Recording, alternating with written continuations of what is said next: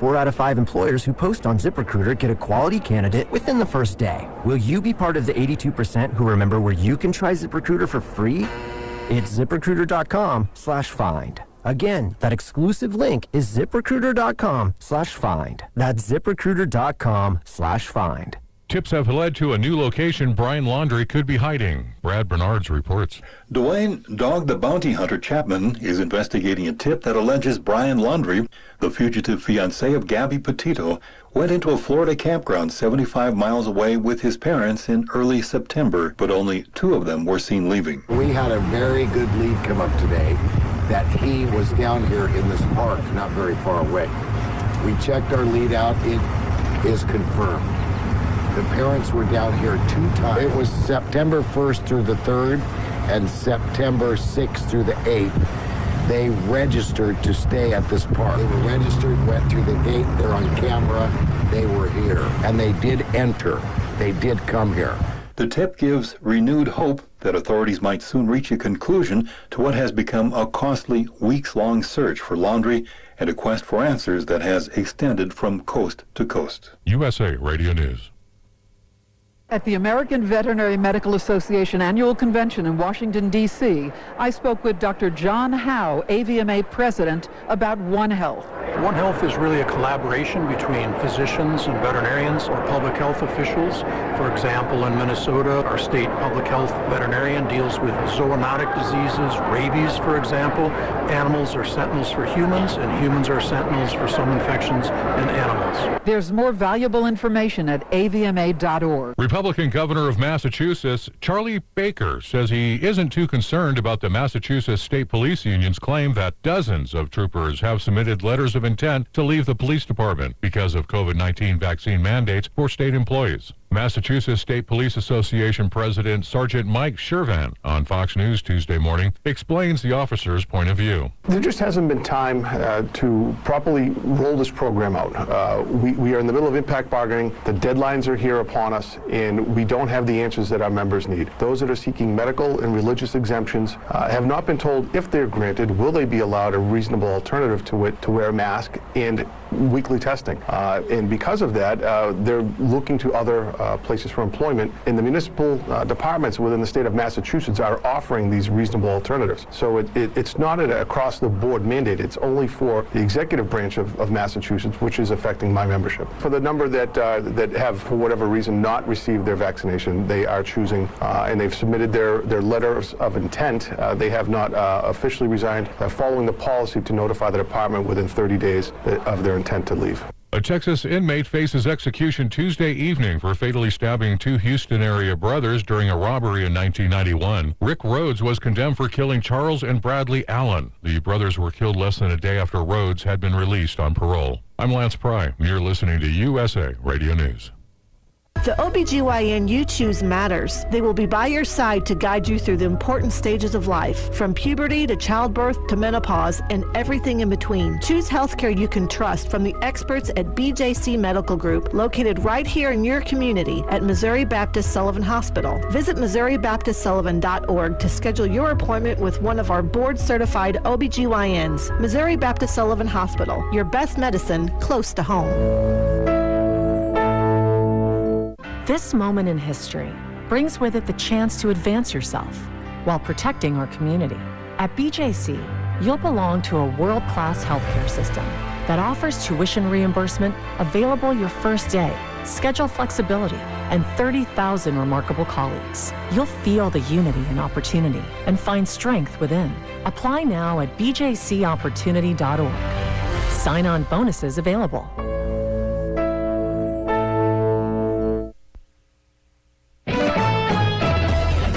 Missouri Net News is presented by Show Me Hope Missouri, offering free and confidential crisis counseling. Go to moshowmehope.org. Missouri's K-12 school counselors have been working to help students and staff deal with higher levels of stress and anxiety throughout the pandemic. Shari Severe with the Missouri School Counselor Association says many counselors are trying to serve schools while also being given duties outside their expertise, like supervising recess and clerical work. The main thing I think that they need is to be able to work their program. And that's really critical. So many people believe that a school counselor is a position. It is not. School counseling is a program. The program includes social, emotional, academic, and career development, grade transitioning, counseling, and crisis response. Missouri has about 1,600 K-12 public and private school counselors. COVID-19 booster shots can now be given to eligible Missourians. Missourians who received the Pfizer coronavirus vaccination can get a booster shot at least 6 months after their initial series if they are 65 years and older and residents in long-term care centers, 18 to 64 years old with underlying medical conditions, and 18 to 64 years old who are at increased risk for COVID-19 exposure and transmission because of occupational or institutional setting. This would include frontline medical workers, teachers, and first responders. Federal health experts have not yet approved a booster shot for Moderna or Johnson & Johnson. Elisa Nelson, Missouri Net. And the Greene County Emergency Management Office in Springfield confirmed a sonic boom happened around 11:40 a.m. yesterday morning from a Boeing test flight for the new F-15EX Strike Eagle. KYTV3 reports 100 calls came into its 911 system after the boom. You're listening to the latest news on Missouri Net. You took the first step and quit smoking, but even former smokers may still be at risk for lung cancer. That's why SaveByTheScan.org wants you to know about a new low-dose CT scan that can detect lung cancer early. It takes only 60 seconds and could save your life. You took the first step, now take the next. Visit SaveByTheScan.org for a simple quiz to see if you're eligible and talk to your doctor about screening. SaveByTheScan.org is brought to you by the American Lung Association's Lung Force Initiative and the Ad Council. On the battlefield, there's a saying America's military men and women live by. Never leave a fallen warrior behind, ever. Off the battlefield, Wounded Warrior Project operates with the same goal. Wounded Warrior Project was created to help our men and women returning home with the scars of war, whether those scars are physical or mental. Wounded Warrior Project. We never leave a fallen warrior behind, ever. Learn more about what we do at woundedwarriorproject.org. You're listening to the latest news on Missouri Net. The International Institute of St. Louis is one of 19 sites selected across the U.S. to receive refugees from Afghanistan after the fall of that country's government now that U.S. troops have pulled out. The organization has dealt with refugee needs for many decades, but this case is much more demanding, says Ario Binson, the president and CEO of the Institute. In this case, the timing is urgent. What is different is that under normal circumstances, it would take a two years to 18 months of processing time before they come over here. In this case, it is compressed. Like they are here already, and we're going to get, 48 to 96 hours notice. The federal government gives refugees 3 months to get settled, get a house, and get a job. The International Institute helps them with that, and O'Binson says the St. Louis area has been, he says, phenomenal in helping out. More news online at MissouriNet.com. This is news on Missouri Net. Mobile Wallet, a fast and safe way to pay at millions of stores and within mobile apps. This is Debbie Durham with Sullivan Bank. Start by storing your card's information digitally and securely on your smart device. Shop your favorite merchants using your smartphone, tablet, or smartwatch. Your mobile device sends a unique one-time passcode to the merchant's terminal that doesn't contain actual card information like your name or card number. Add your Sullivan Bank card to your mobile wallet today. Experience the ease and convenience when making your purchases secure. Recently named North America's Farm Equipment Dealer of the Year, Seidenstricker Nobe John Deere is your partner for the land. At Seidenstricker Nobe Partners, our customers are number one. Our mission is quality service and exceptional equipment to get the job done. Our experienced sales, parts, and service teams are ready to help with all your equipment needs. Come see us at one of our 27 locations or visit us online. Run with us at Seidenstricker Nobe, snpartners.com, your partner for the land. A man is dead after being ejected from a vehicle yesterday morning. At 11:45 a.m., officers responded to Ridge Avenue and Goodfellow Boulevard in St. Louis and found a vehicle with heavy damage in a vacant lot in the 1400 block of Goodfellow. A man was found unresponsive after being ejected from the vehicle. He was transported to a local hospital and later pronounced deceased. A Catawissa man was injured in an accident yesterday in St. Charles County. The Missouri State Highway Patrol says the accident happened at 1:10 p.m. on US 61 southbound at McHugh Road. 78-year-old James R. Hutton of Wentzville was driving a 2015 Mazda 6, attempted to cross US 61, the front left of a 2011 Ford Focus driven by 54-year-old Gregory J. Dunn of Catawissa struck the right side of the Mazda 6. Both vehicles traveled off the right side of the roadway. The Mazda struck a yield sign, a light pole, then a tree. Both men had minor injuries and were taken to SSM Health St. Joseph Lake St. Louis by St. Charles County EMS. There was an accident in Franklin County at 6:45 a.m. yesterday on northbound Peacock Road south of Park Lane. 46-year-old Christopher W. Dawson of St. Clair was driving a 2011 Chevrolet Impala. Northbound on Peacock Road, the driver swerved to miss a deer, traveled off the right side of the roadway, struck a utility pole, then a tree. 46-year-old Christopher Dawson of St. Clair had minor injuries. He was transported by St. Clair ambulance to Mercy Hospital in Washington. The Highway Patrol reported an arrest in Phelps County at 1:10 a.m. this morning. 44-year-old Gary F. Letterly of Cuba was arrested for felony possession of heroin, felony possession of oxycodone, felony possession of buprenorphine hydrochloride. He was taken to the Phelps County Jail for a 24-hour hold. The Highway Patrol made an arrest in Franklin County at 11:05 last night. 25-year-old Carissa Y. Helm of St. Clair was arrested for Franklin County failure to appear for defective equipment. She was taken to the Franklin County Jail and was bondable. At 7:47 p.m. yesterday in Phelps County, 28-year-old Melissa A. Abel of Rolla was arrested for St. Robert Police Department warrant for DWI, St. Robert Police Department warrant for open container. She was taken to the Phelps County Jail and later released. There was an arrest at 7:10 p.m. yesterday in Phelps County. 35-year-old Michael A. Abel of Rolla was arrested for DWI, prior offender, careless and imprudent driving involving a crash, no insurance. He was taken to the Phelps County Jail and released. In a story from the E-Missourian, a judge has ordered a mental health evaluation for a man police said shot and killed a Franklin County man who worked as a security officer at a Metrolink station in January. Judge Timothy Boyer issued the order during a court proceeding last week in St. Louis. A counsel status hearing has been scheduled for November 4th. Nathaniel Maurice Smith, age 36, has been charged with first-degree murder and armed criminal action, will remain in police custody while undergoing the evaluation.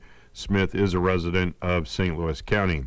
In January, Smith was charged with first-degree murder and armed criminal action after St. Louis detective Lila Payne said Smith approached James Cook at Metrolink's Delmar Loop station in the city of St. Louis.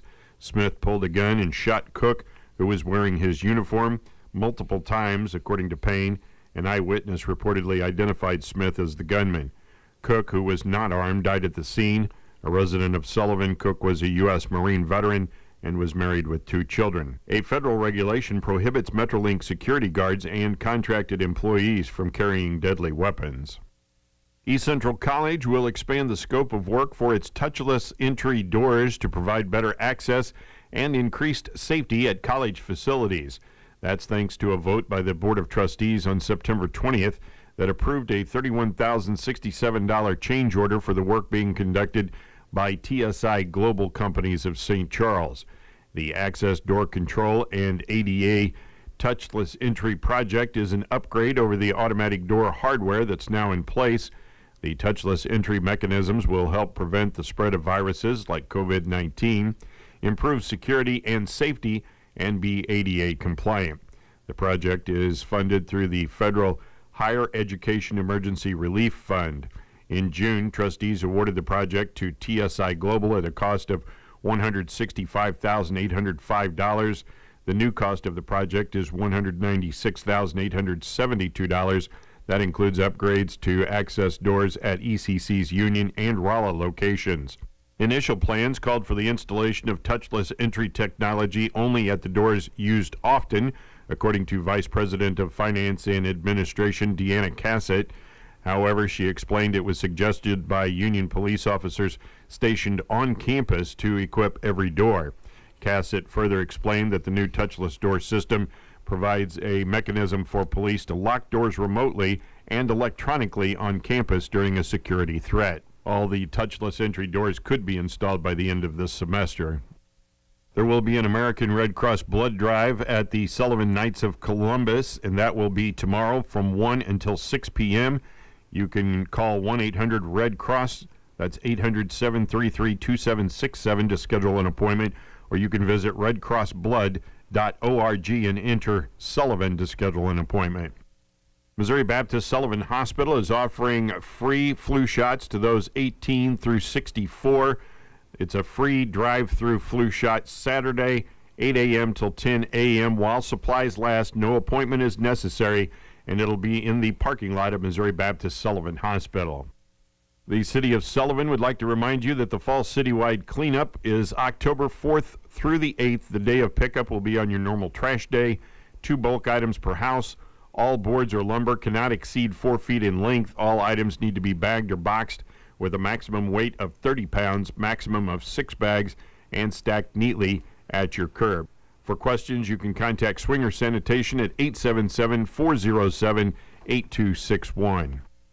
Owensville Parks and Recreation Department is having a Halloween-themed family campout October 1st through the 3rd at Memorial Park Campground, located at 510 Red Oak Road. Activities include site decorating contest, costume contest, and trick-or-treating. A schedule will be provided at check-in. Participation is at your own leisure and not required. The fee is $25 per night, per family, per site. Setup is after 2 p.m. on Friday or after 11 a.m. on Saturday. Pack-up will end at 10 a.m. on Sunday. For more information, you can contact the Owensville Parks and Recreation Department at 573-437-8231. That is a look at your local news on a Tuesday. I'm Sam Scott. Life changes, then it changes again. Predicting the unexpected in life is impossible. So when it comes to your financial goals, our philosophy at Edward Jones is, don't predict, prepare. Hi, I'm Edward Jones financial advisor Don A. Greenwald. A job loss, change in health, or loss of a loved one can have a big impact on your family's financial security. Let's work together to help make sure you're equipped for what life throws at you. Call us at 573-468-6046 or visit edwardjones.com to learn more. Edward Jones, member SIPC. As a trauma-informed provider, Compass Health Network is equipped to assist you or a loved one struggling with trauma, anxiety, depression, substance use disorder, or other behavioral health conditions. Our providers understand that everyone's life experiences are different and will work with you in person or virtually to develop the most effective plan of care. You are not alone. Call Compass Health Network today at 844-853-8937 or visit compasshealthnetwork.org for more information. In recent funeral notices, Homer Lee Britton of Sullivan passed away Saturday, September 11th at the age of 86. Funeral services will be held at 11 o'clock this morning at First Baptist Church in Sullivan. Burial will follow with full military honors at the Cherryville Baptist Cemetery. Memorial contributions may be given in Homer's memory to First Baptist Church of Sullivan. Howard Ironman Davis of Owensville passed away Monday at the age of 75. Funeral Mass will be held at 11 o'clock this morning at Holy Martyrs Catholic Church in Japan. Interment will follow at Holy Martyrs Cemetery. In lieu of flowers, donations can be made to Holy Martyrs Catholic Cemetery in the name of Howard Davis. Billie Jean Brooks, née Aiden of Steelville, passed away Tuesday at the age of 81. Visitation will be from 11 o'clock until 1 this afternoon at Hudson Funeral Home in Steelville. Funeral services will immediately follow and will be live streamed on Hudson Funeral Home in Steelville's Facebook page. The family has chosen cremation as her final disposition. Memorials may be given to the funeral home to help with final expenses. Danette Butler, née Roark Hicks of Rolla, passed away Thursday at the age of 60. Funeral services will be held Wednesday at 2:30 p.m. at Hudson Funeral Home in Cuba. The service will be live streamed on Hudson Funeral Home in Cuba's Facebook page. The family has chosen cremation as her final disposition. Visitation will be held from 6 until 8 p.m. this evening at the Hudson Funeral Home in Cuba. Memorials may be made to Hudson Funeral Home to help with funeral expenses. Vicki Hewer of Sullivan passed away Tuesday at the age of 70. A memorial service will be held Wednesday at 7 p.m. at the Eaton Funeral Home in Sullivan. The family will receive friends from 6 until 7 p.m. on Wednesday at the Eaton Funeral Home. Memorials may be made to the Madison Bartle Scholarship Fund in Vicky's honor. Treff Olden Ernie Jr. of Steelville passed away Sunday at the age of 72. The family will have a private graveside service at Missouri Veterans Cemetery in Fort Leonard Wood with full military honors. There will be a celebration of life at a later date. In lieu of flowers, memorials may be given to Steelville High School, FBLA, or the Deer Creek Church in the name of Treff Ernie Jr. All arrangements are under the direction of the Hudson Funeral Home of Steelville. The complete funeral announcements with all the survivors will air with our 8 o'clock expanded edition of KTUI News this morning. Keep moving ahead with Goodyear at Joe's Tire Company and Bourbon Tire and Lube. Get up to $75 back by online or mail-in rebate on a select set of 4 Goodyear tires, like the Assurance Weather Ready or the Wrangler All-Terrain Adventure. Plus, get up to another $75 more when you use your Goodyear credit card. That's up to $150 in savings waiting for you whenever you're ready to get out and get moving. The Goodyear credit card is subject to credit approval. Stop by Joe's Tire Company in Owensville or Bourbon Tire and Lube in Bourbon. What do you do when water doesn't flow? Low pressure, clicking sounds from the pressure tank. Pump runs constantly? You contact Schrepfer Well Drilling, your water pro. Their knowledgeable staff is ready to handle whatever water issue you're experiencing. Schrepfer Well Drilling also handles a full line of water treatment equipment. Hard water, red water, sulfur, it can all be treated. Family owned and operated since 1953. They can repair your pump system and improve your water quality. Your family owned water company, SchrepferWellDrilling.com. From the KTUI WeatherBug Weather Center, for this morning, expecting mostly clear skies, sunny and warm this afternoon, high temperature of 89 degrees. Tonight, mostly clear, a low of 62. Wednesday, mostly sunny, a high of 85. Wednesday night, mostly cloudy, a low of 64. Thursday, partly sunny, a chance of an afternoon shower, high 79. And Thursday night, mostly cloudy, a low temperature of 62 degrees. For KTUI, I'm Andrew Brady. Thank you, Andrew. It is 66 degrees here at the studios of KTUI. I'm Sam Scott. Glad to have you along this morning. And Lori Pryor Johanning has a birthday today. Dina Isgreg, Tom Thompson. Tom was in my class. And then from Schmidt Auto Center, Danny Schmidt has a birthday today. So happy birthday to all of those folks. The Sullivan School Superintendent, Dr. Jenna Thornsberry, will be my guest this morning at 9:10. Bobby D's got some sports coming your way right after you hear this. When it comes to your finances, you need a team you can trust, someone who can help you through any situation, a local community bank you can depend on. At First State Community Bank, we are that partner. And because we're committed to Sullivan, you won't have to worry about changes to your accounts or locations. Come see me, Jordan Todd, in Sullivan today. My team and I are excited to partner with you. We'll make the process of switching banks quick and easy. First State Community Bank, member FDIC, online at fscb.com.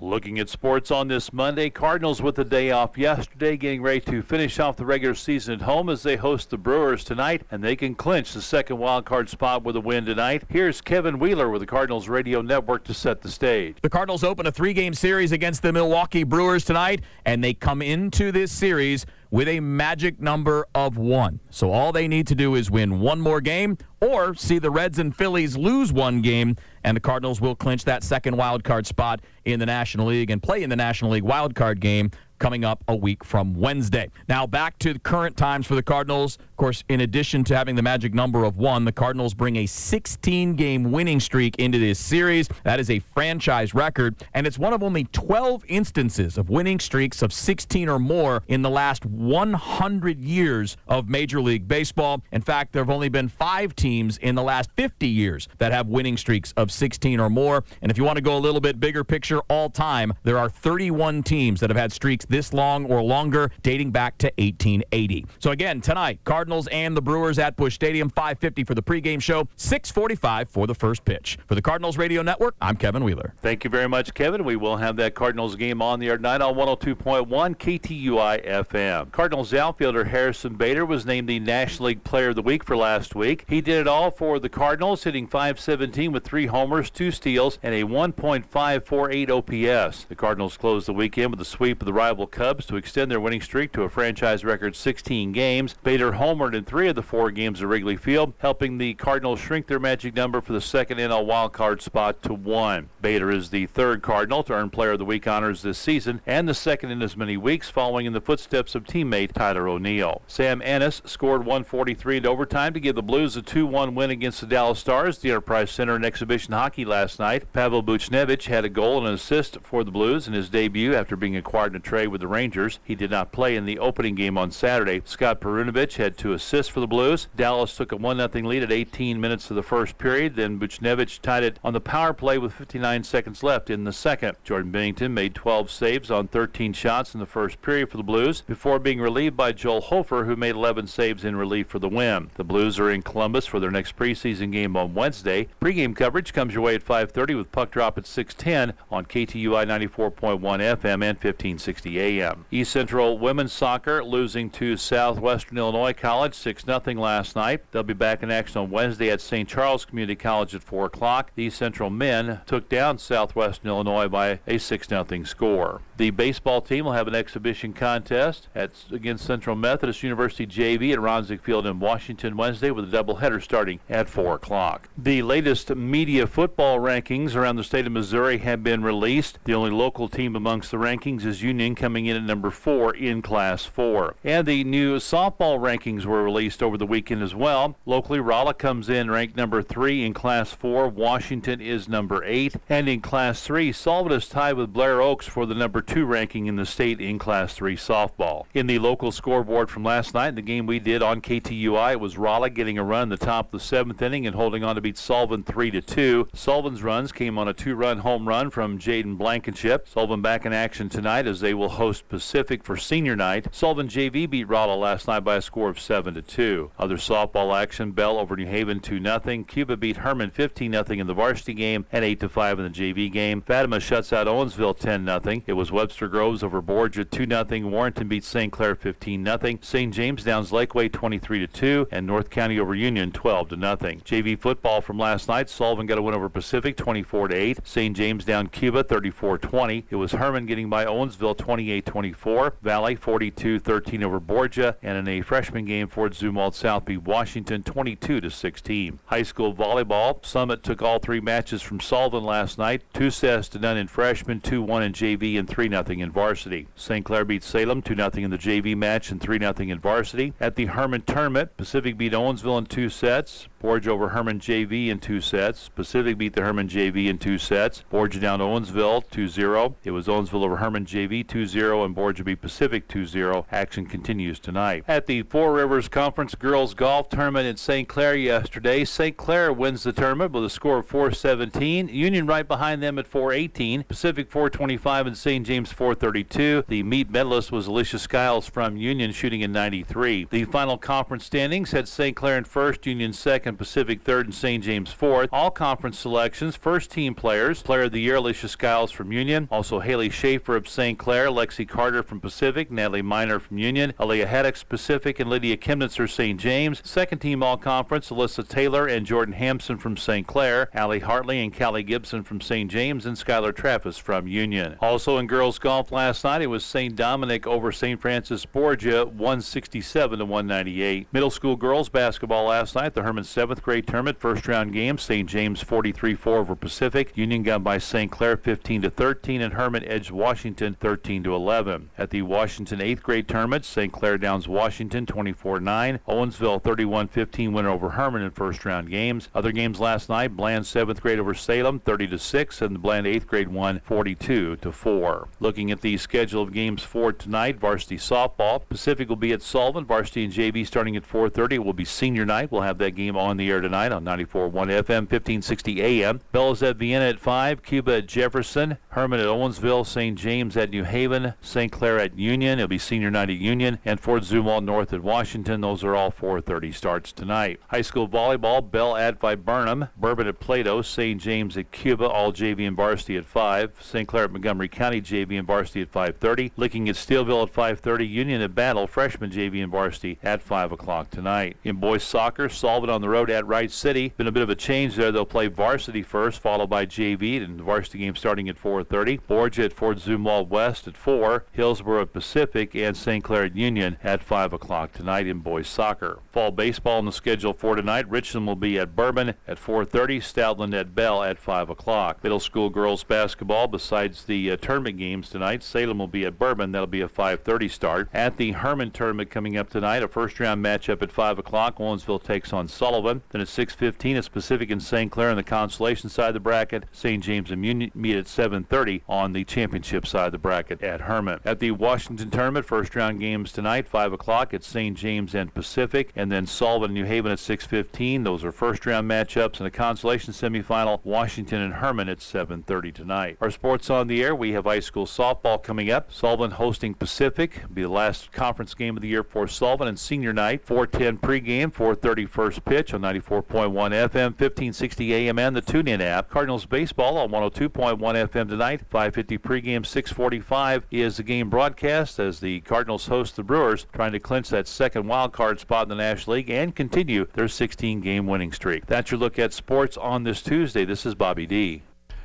All right, thank you, Bobby. It is 27 minutes in front of 8 o'clock, and looks like we may have, we're right at 66 degrees. I thought we bumped up a degree there, but still 66 here at the studios of KTUI.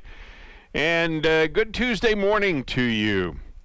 A couple things I want to let you know that are going to be going on this weekend. There's going to be a German lunch, takeout only, at Grace United Methodist Church, and that's going to be Saturday 11 a.m. till 2 p.m. So you can get a brat or a schnitzel plus 2 sides and apple pie, all for $12. All adult meals include applesauce and sauerkraut. You can get a kid's meal. That's a hot dog, chips, applesauce, and a cookie for $4.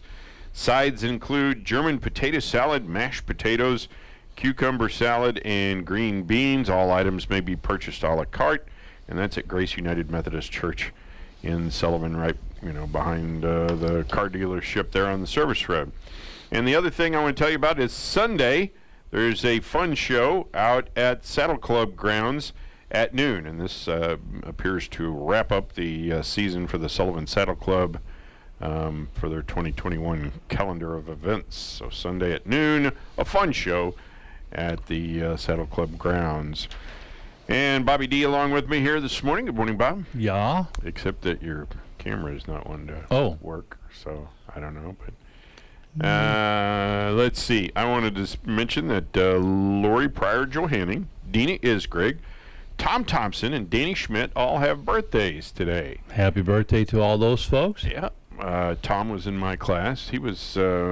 I think he was one of the youngest ones. There might have been one or two that were yeah, you younger. probably still would have been back when the cutoff was into September, wasn't it? I don't know. Yeah. But anyway, Tom, I was trying to remember if there was somebody else that was, I don't know. No.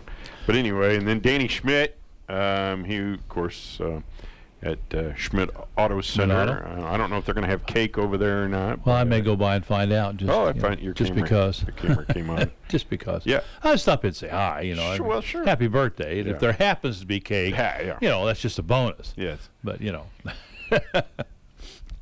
well, speaking of bonuses.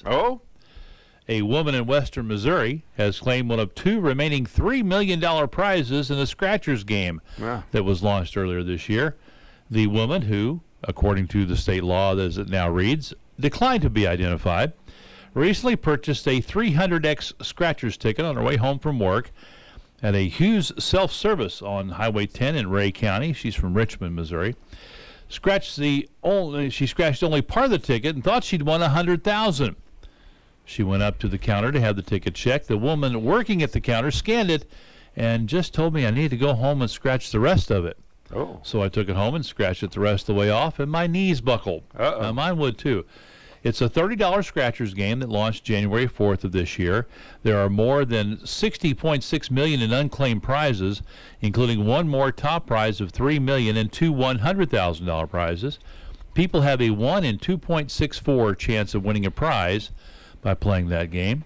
I was excited when I thought I'd won $100,000, but it was a little more than that, as it turned out to be. So congratulations to this unidentified lady in Richmond, Missouri. All right, so things that everyone loves. Finally getting the water out of your ear. Oh yeah, I hate water. I hate water in my ear. Yeah. And when you bend over, it goes doop, doop, doop, doop, doop. Drip, drip, drip. Let's see. Clean bed sheets. Yes. So not long ago, we bought some new bed sheets. And they were, we bought them because they were, I don't know anything about thread counts, but apparently my wife was excited because they were, 6 gazillion or something like that. Ooh. Yeah, I don't know. I have no idea, but they were in the clearance aisle, Wow, that was yeah. You don't usually see that stuff in the clearance aisle. No. Anyway, so we bought the bed sheets, and then we put them on. And, when I got into bed that night, slid right out the other side. Honey, was it such a good idea that we can we get the old sheets back? Yeah, I don't know. They had built-in brakes. Yeah. So, over the years, we've had different kinds of sheets and stuff. Oh, like yeah. that. And we had flannel sheets, and the flannel, it was okay in the wintertime. Oh yeah, I never sleep with much more than just the sheet. I don't either. I usually, with the AC on, a lot of times I don't get too hot, whatever. But because we have a heated water bed, so that's true. But we don't. We just have whatever.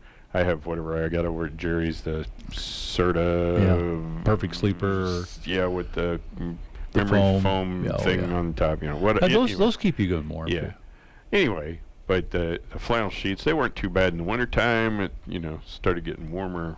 But these whatever these were that we got this last time, they slide right. Yeah. We have the fitted sheet, then we have kind of a heavier. It's not a flannel, but it's just a heavier kind of a blanket thing, and then we have a comforter. I see. So we have the 3 layers there. When it's warm, you can just do the flat sheet, and it gets cool, you can do the blanket. And then when it's really cold, you can pull the comforter up. So 1 was getting water out of your ear. 2 was clean bed sheets. Yeah. Number 3, pizza. I don't know. Do I know anybody that doesn't like pizza? What is there not to like about pizza? Well, it's got a large amount of the food groups. Yeah. Well, all of them. Yeah. I mean, pretty much. Yeah. You can get a few veggies on there. Don't have to go too wild. Vegetables, meat, cheese, bread, yeah. Pizza. It's I mean, covers all your food groups. There you go, or a majority of them. And the 4th thing that everybody likes is Dolly Parton. Well, I don't dislike Dolly Parton. I'm sure there's probably people out there that aren't real wild about her, but. And so every once in a while, I come up with 4 things that you didn't know yesterday. Okay. I'm going to assume that I don't know them today yet. So as you read them, you're learning them today as well. That's right. All right. Okay. Here we go. So I actually did know this. You're ahead of the curve there. Well, overachiever. I don't know why. I don't know if I heard it at a trivia contest. That's very possible. Coca-Cola was originally green. Yeah. I don't know that I had heard that. Yeah. I remember some questions about Coca-Cola at a couple of different trivia things. I don't know that I ever heard it was green. So, yeah, that's probably something that I didn't know. So I'll have to share that. Yes. Here's something else that I did know. I've never tried it, but I'm going to assume that, because I've heard it before, that it's true. It is possible to lead a cow upstairs, but not downstairs. Oh yeah, I've seen them go upstairs. Yeah, and any hooved animal, they'll go upstairs. Yeah, I don't know. Like I say, I don't. Yeah. So the number 3 thing that you didn't know yesterday: intelligent people have more zinc and copper in their hair. What if you don't have a lot of hair? Better take supplements.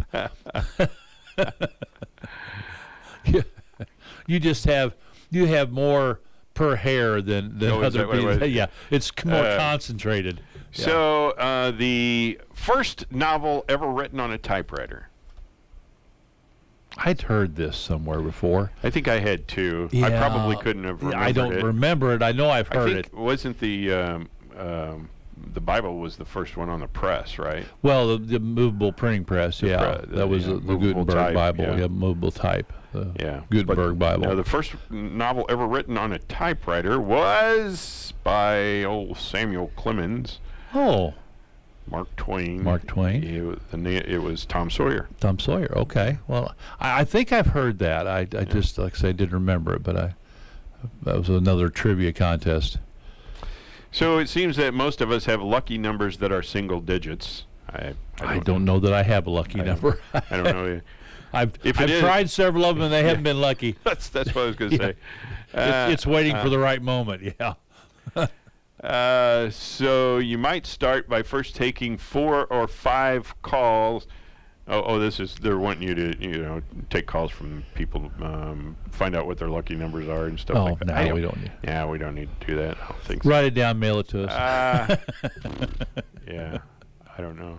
Then maybe we can use them for a lottery ticket and use somebody else's luck. Yeah. Nobody won Powerball last night. No. It's up $575 million. I think. Might need to buy a ticket. Might be getting time. I bought one. Yeah, well, I don't know if I won a smaller prize. I mean, I haven't won any, and all these ones I've been buying since it's been up, pretty good number. So I need gas in my car, so maybe I can stop and get one when you go in. Okay. Let's see. The New York governor to a congregation, I need you to be my apostles. Wow. Freshly minted New York Governor Kathy Hochul, or whatever, I don't know, told the crowd, I know you're vaccinated, you're the smart ones, but there are people out there who are not listening to God and what God wants. She kind of dismissed those who seek a religious exemption. She may have been overstepping her bounds there. Okay, well. Okay. Boy, sometimes all politicians should come with a number of filters. So, you could just. So, right now, teachers are kind of, in a situation where, they may have, they're probably vaccinated. They've maybe had COVID. Their families had COVID. They've got kids in their class that have had COVID. So teachers are kind of in a, position where, they may not want to come to work anyway. Some of them, it's a weird thing. But the New York City mayor, Bill de Blasio, he told teachers, you have until Friday to get vaccinated or you're fired. I don't know that the teachers are the ones that I'd want to go after here, but after a 3-judge panel from the Second U.S. Circuit Court of Appeals ruled the city's vaccine mandate can move forward, the ruling came 2 days earlier from when the panel was expected to hold a hearing on the issue. That from Fox News, and the governor made it clear they will fire workers who refuse the vaccine. That according to Reuters. From the president in March of last year.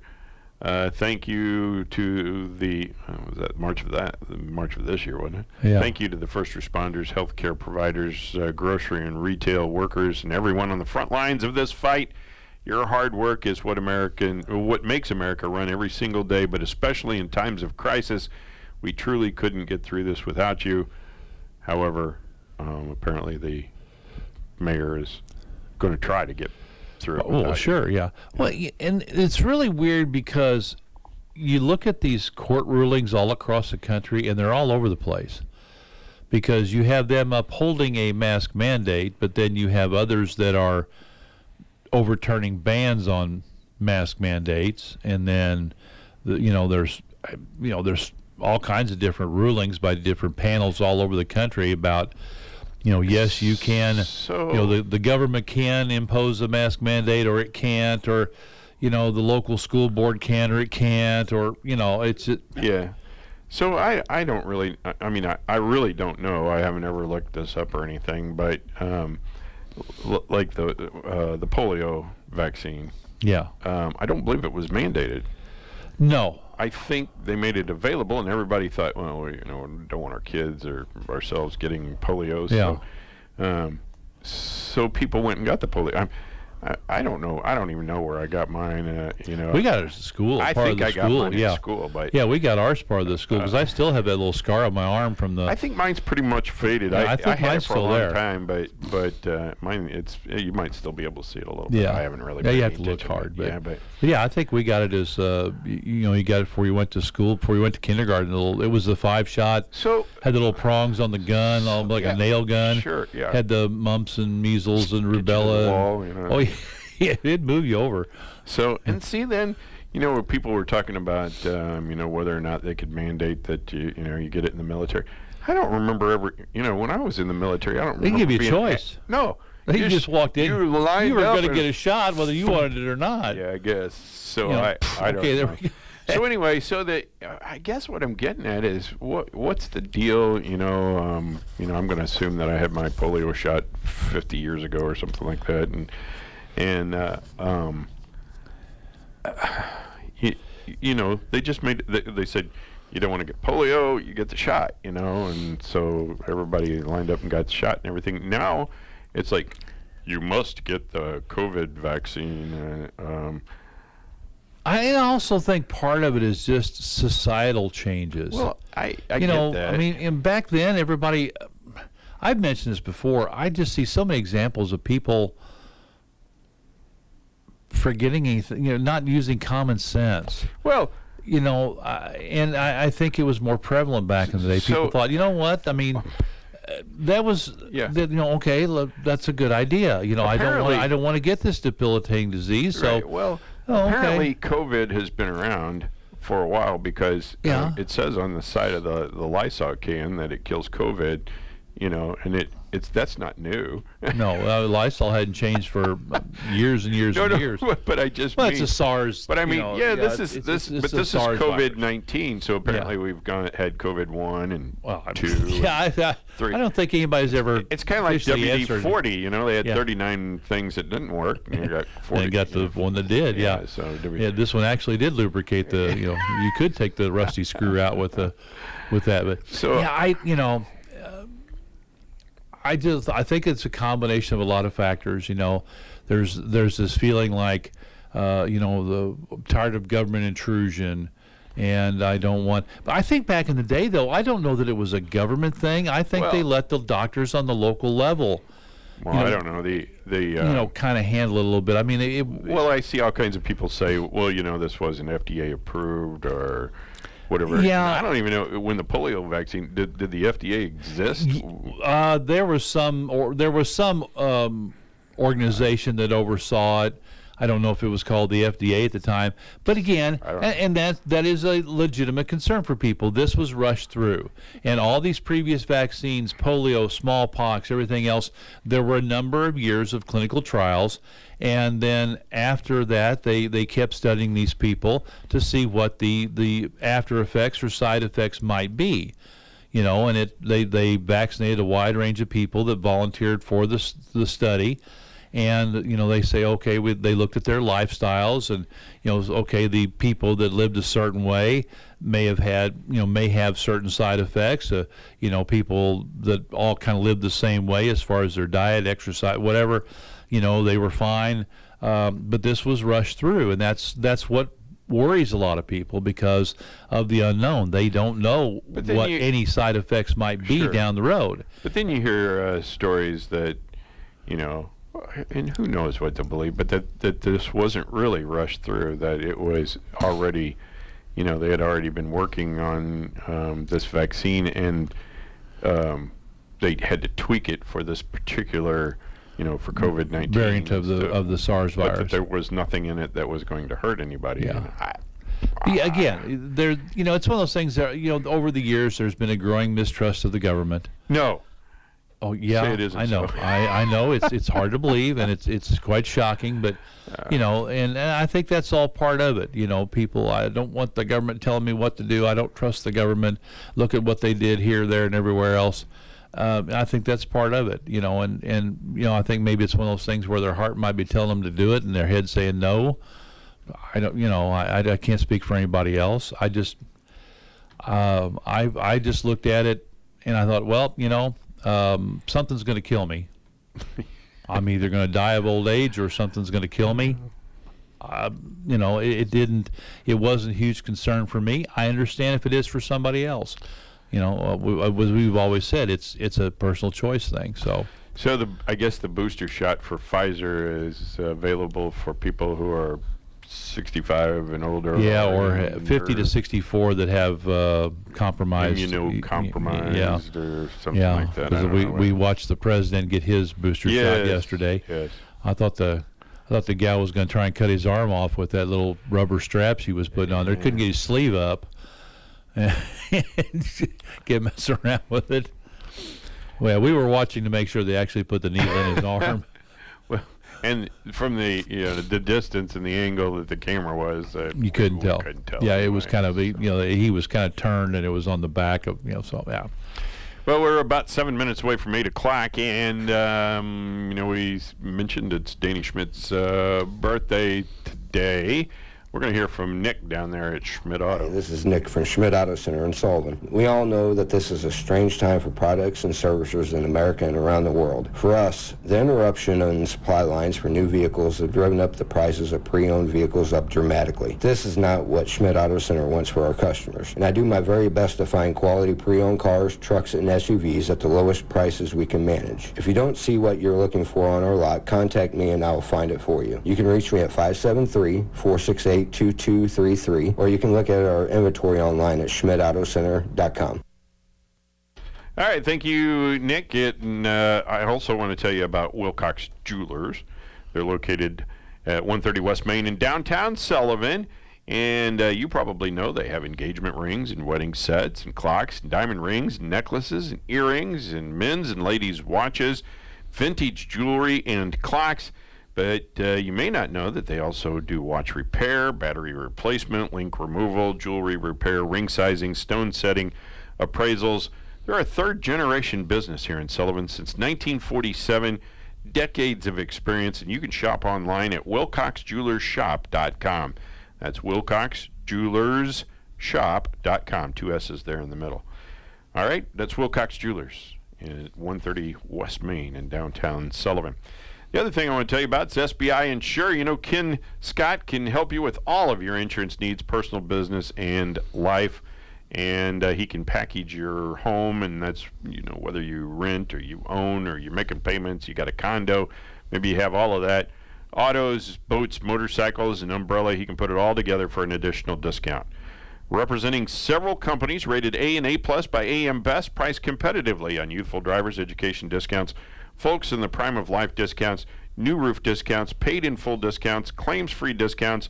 Life happens. Let Ken Scott and SBI Insure help you with your insurance needs. Now, SBI, they can also work with business owners for property, liability, autos, equipment, and workers' comp. Call Ken Scott today. This is his cell phone number, 314-623-2093, 314-623-2093. And he's just a heck of a nice guy. And you know why I say that? He took me out to lunch. Oh, well. Buying your favors, yes, there is he? Yes, he did. By golly, I encouraged it. Yeah. Okay. Well, if a cup of coffee isn't expensive enough. Oh no, here the coffee. Yeah, a confluence of factors is driving up farmers' costs to grow the beans, and it could begin filtering down to your local cafe by the end of the year. After hovering for years around $1 a pound, Coffee futures, which is the price large volume buyers agree to pay for coffee upon delivery months down the road, doubled in late July, reaching heights not seen since 2014. Though prices have eased a bit, they remain elevated at about $1.90 a pound. Coffee lovers already paying $8 or more for a bag in the supermarket are up to $5 a cup. Not around here. That's that Starbucks stuff is what they're talking about. They may despair over even higher prices, but a spike in coffee prices on the international futures market does not always trickle down to the consumer, and I hope it doesn't.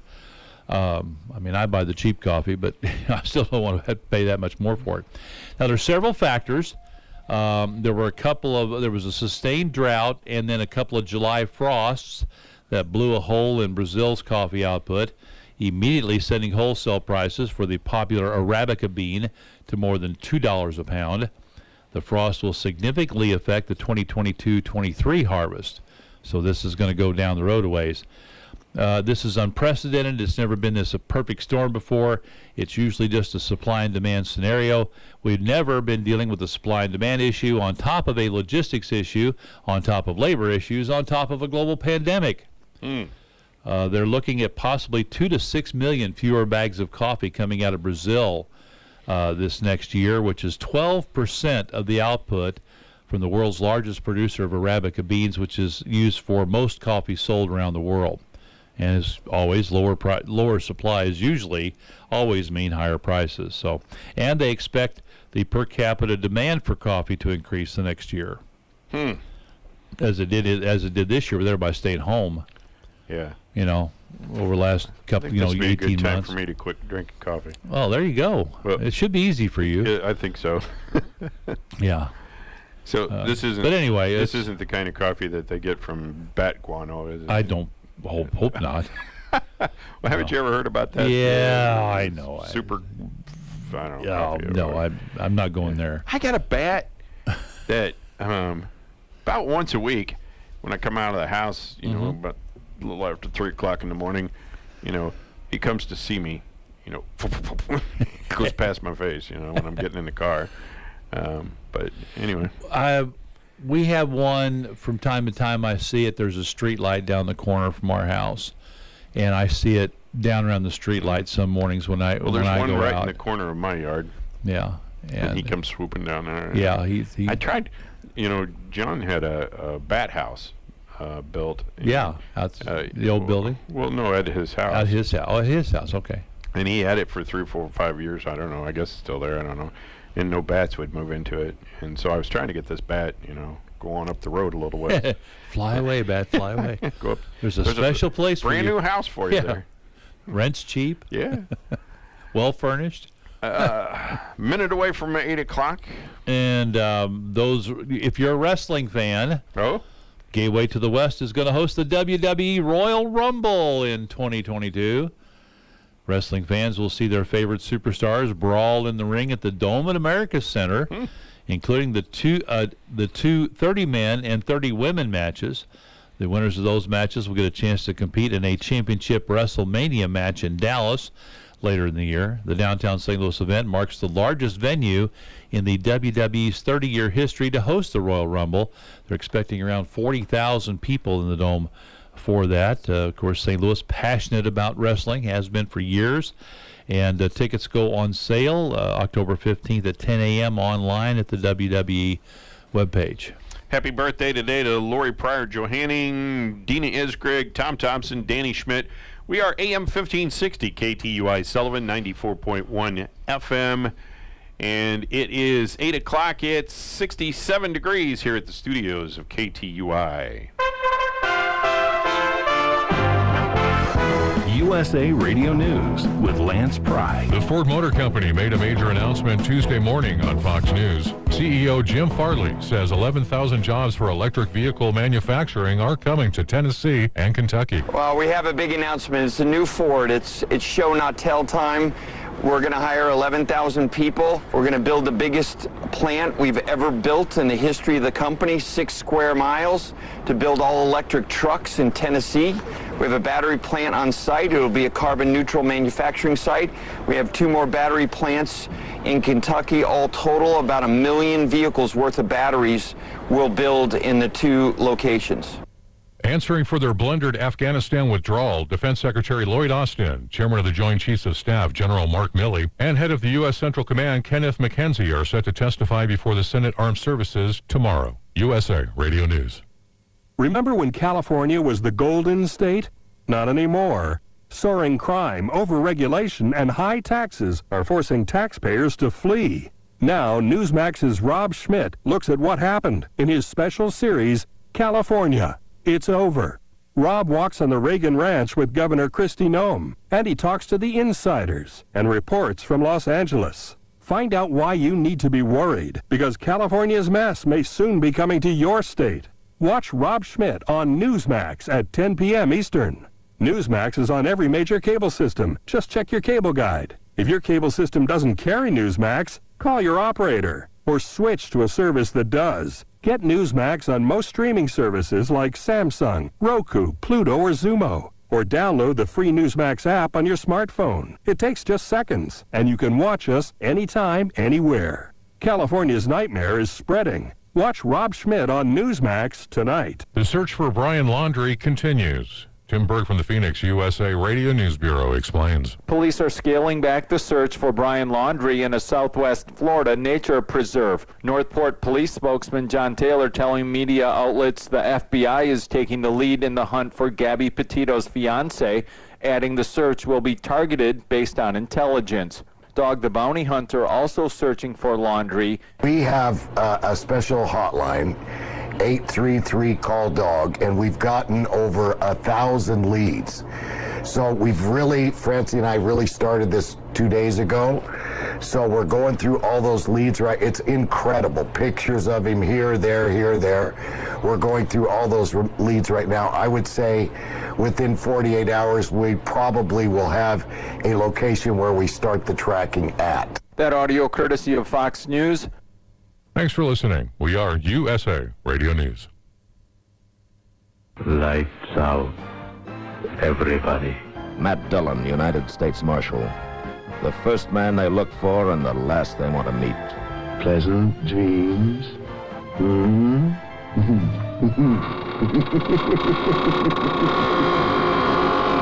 The greatest radio shows of all time, USA Classic Radio Theater, on these radio stations or on demand by searching USA Classic Radio Theater. USA Classic Radio Theater.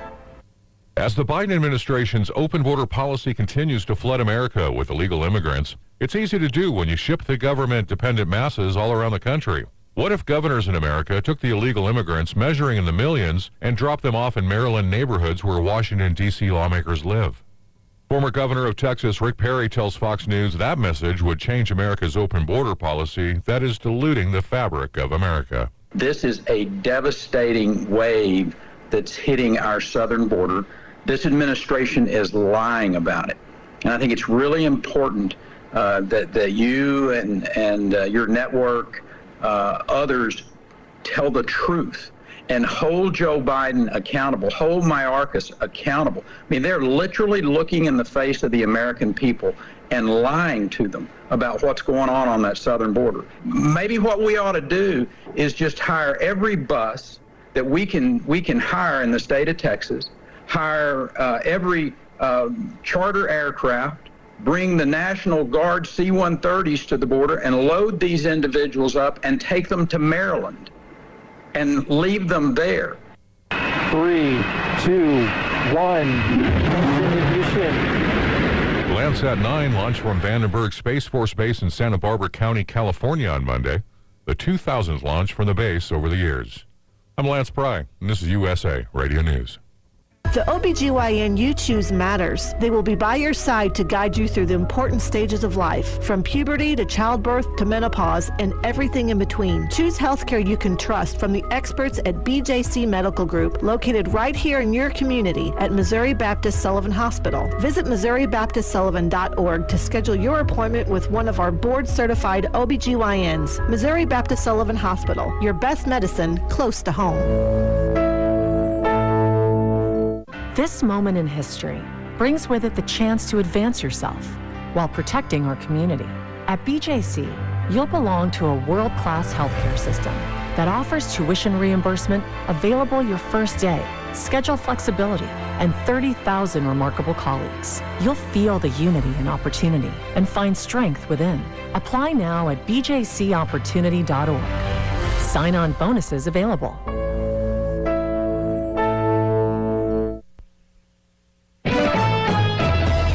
News, I'm Bill Wise. Senator Josh Hawley plans to question the nation's top military leaders today on the handling of U.S. troop removal from Afghanistan. He'll question Secretary of Defense Lloyd Austin and others. He says it's important to recognize the work of service members on that mission. We want to say thank you to them. This is not their fault. They did a tremendous job under impossible situations and circumstances, and they should be honored. Who should be held accountable are the political leadership who did not plan, who did not execute, and who ultimately abandoned hundreds of American civilians. Hawley is on the Armed Services Committee. And St. Louis County Executive Sam Page issuing a new countywide mask order yesterday, citing support from a majority of the county council. The St. Louis Post-Dispatch reports the mask order, effective immediately, requires face coverings in public places, indoors, and on public transportation for vaccinated and unvaccinated individuals 5 years of age and older. You're listening to the latest news on Missouri Net. We are Missouri Farm Bureau Insurance, and we're for the people of Missouri, in good times and in bad. We're for Missouri families and Missouri communities. We're for giving back to those communities and lifting people up. And when Missouri weather rips through our state, we're for helping put back the pieces. We're for brighter days and new tomorrows. We are Missouri Farm Bureau Insurance. And if you live in Missouri, we're for you. Did you know that more than 90% of poisonings happen at home? Look closely and you will find poison risks hidden in plain sight inside every house. But there are actions you can take to poison-proof your home, like keeping household cleaners locked up high and away from children, properly labeling and securing medicines and supplements, and installing carbon monoxide detectors near bedrooms and furnaces. Visit poisonhelp.hrsa.gov to learn more, or call your local poison center at 1-800-222-1222, 24 hours a day, 7 days a week. Hi, this is Ryan Juergens, loan officer at First State Community Bank in Sullivan. Are you wanting a home with acreage, a hobby farm, or simply looking for a short-term loan? At First State Community Bank, we're offering a new 7-year adjustable rate mortgage program. Check out our 7-1 and 7-3 options, available to those with a 680 credit score or higher. Stop by to see our team today about the possibility of getting started. First State Community Bank, member FDIC, online at fscb.com. Keep moving ahead with Goodyear at Joe's Tire Company and Bourbon Tire and Lube. Get up to $75 back by online or mail-in rebate on a select set of 4 Goodyear tires, like the Assurance Weather Ready or the Wrangler All-Terrain Adventure. Plus, get up to another $75 more when you use your Goodyear credit card. That's up to $150 in savings waiting for you whenever you're ready to get out and get moving. The Goodyear credit card is subject to credit approval. Stop by Joe's Tire Company in Owensville or Bourbon Tire and Lube in Bourbon. Recently named North America's Farm Equipment Dealer of the Year, Seidenstricker Nobe John Deere is your partner for the land. At Seidenstricker Nobe Partners, our customers are number one. Our mission is quality service and exceptional equipment to get the job done. Our experienced sales, parts, and service teams are ready to help with all your equipment needs. Come see us at one of our 27 locations or visit us online. Run with us at Seidenstricker Nobe, snpartners.com, your partner for the land. A man is dead after being ejected from a vehicle yesterday morning. At 11:45 a.m., officers responded to Ridge Avenue and Goodfellow Boulevard in St. Louis and found a vehicle with heavy damage in a vacant lot in the 1400 block of Goodfellow. A man was found unresponsive after being ejected from the vehicle. He was transported to a local hospital and later pronounced deceased. A Catawissa man was injured in an accident yesterday in St. Charles County. The Missouri State Highway Patrol says the accident happened at 1:10 p.m. on US 61 southbound at McHugh Road. 78-year-old James R. Hutton of Wentzville was driving a 2015 Mazda 6, attempted to cross US 61, the front left of a 2011 Ford Focus driven by 54-year-old Gregory J. Dunn of Catawissa struck the right side of the Mazda 6. Both vehicles traveled off the right side of the roadway. The Mazda struck a yield sign, a light pole, then a tree. Both men had minor injuries and were taken to SSM Health St. Joseph Lake St. Louis by St. Charles County EMS. There was an accident in Franklin County at 6:45 a.m. yesterday on northbound Peacock Road south of Park Lane. 46-year-old Christopher W. Dawson of St. Clair was driving a 2011 Chevrolet Impala. Northbound on Peacock Road, the driver swerved to miss a deer, traveled off the right side of the roadway, struck a utility pole, then a tree. 46-year-old Christopher Dawson of St. Clair had minor injuries. He was transported by St. Clair ambulance to Mercy Hospital in Washington. The Highway Patrol reported an arrest in Phelps County at 1:10 a.m. this morning. 44-year-old Gary F. Letterly of Cuba was arrested for felony possession of heroin, felony possession of oxycodone, felony possession of buprenorphine hydrochloride. He was taken to the Phelps County Jail for a 24-hour hold. The Highway Patrol made an arrest in Franklin County at 11:05 last night. 25-year-old Carissa Y. Helm of St. Clair was arrested for Franklin County failure to appear for defective equipment. She was taken to the Franklin County Jail and was bondable. At 7:47 p.m. yesterday in Phelps County, 28-year-old Melissa A. Abel of Rolla was arrested for St. Robert Police Department warrant for DWI, St. Robert Police Department warrant for open container. She was taken to the Phelps County Jail and later released. There was an arrest at 7:10 p.m. yesterday in Phelps County. 35-year-old Michael A. Abel of Rolla was arrested for DWI, prior offender, careless and imprudent driving involving a crash, no insurance. He was taken to the Phelps County Jail and released. In a story from the E-Missourian, a judge has ordered a mental health evaluation for a man police said shot and killed a Franklin County man who worked as a security officer at a Metrolink station in January. Judge Timothy Boyer issued the order during a court proceeding last week in St. Louis. A counsel status hearing has been scheduled for November 4th. Nathaniel Maurice Smith, age 36, has been charged with first-degree murder and armed criminal action, will remain in police custody while undergoing the evaluation. Smith is a resident of St. Louis County. In January, Smith was charged with first-degree murder and armed criminal action after St. Louis detective Lila Payne said Smith approached James Cook at Metrolink's Delmar Loop station in the city of St. Louis. Smith pulled a gun and shot Cook, who was wearing his uniform, multiple times, according to Payne. An eyewitness reportedly identified Smith as the gunman. Cook, who was not armed, died at the scene. A resident of Sullivan, Cook was a U.S. Marine veteran and was married with 2 children. A federal regulation prohibits Metrolink security guards and contracted employees from carrying deadly weapons. East Central College will expand the scope of work for its touchless entry doors to provide better access and increased safety at college facilities.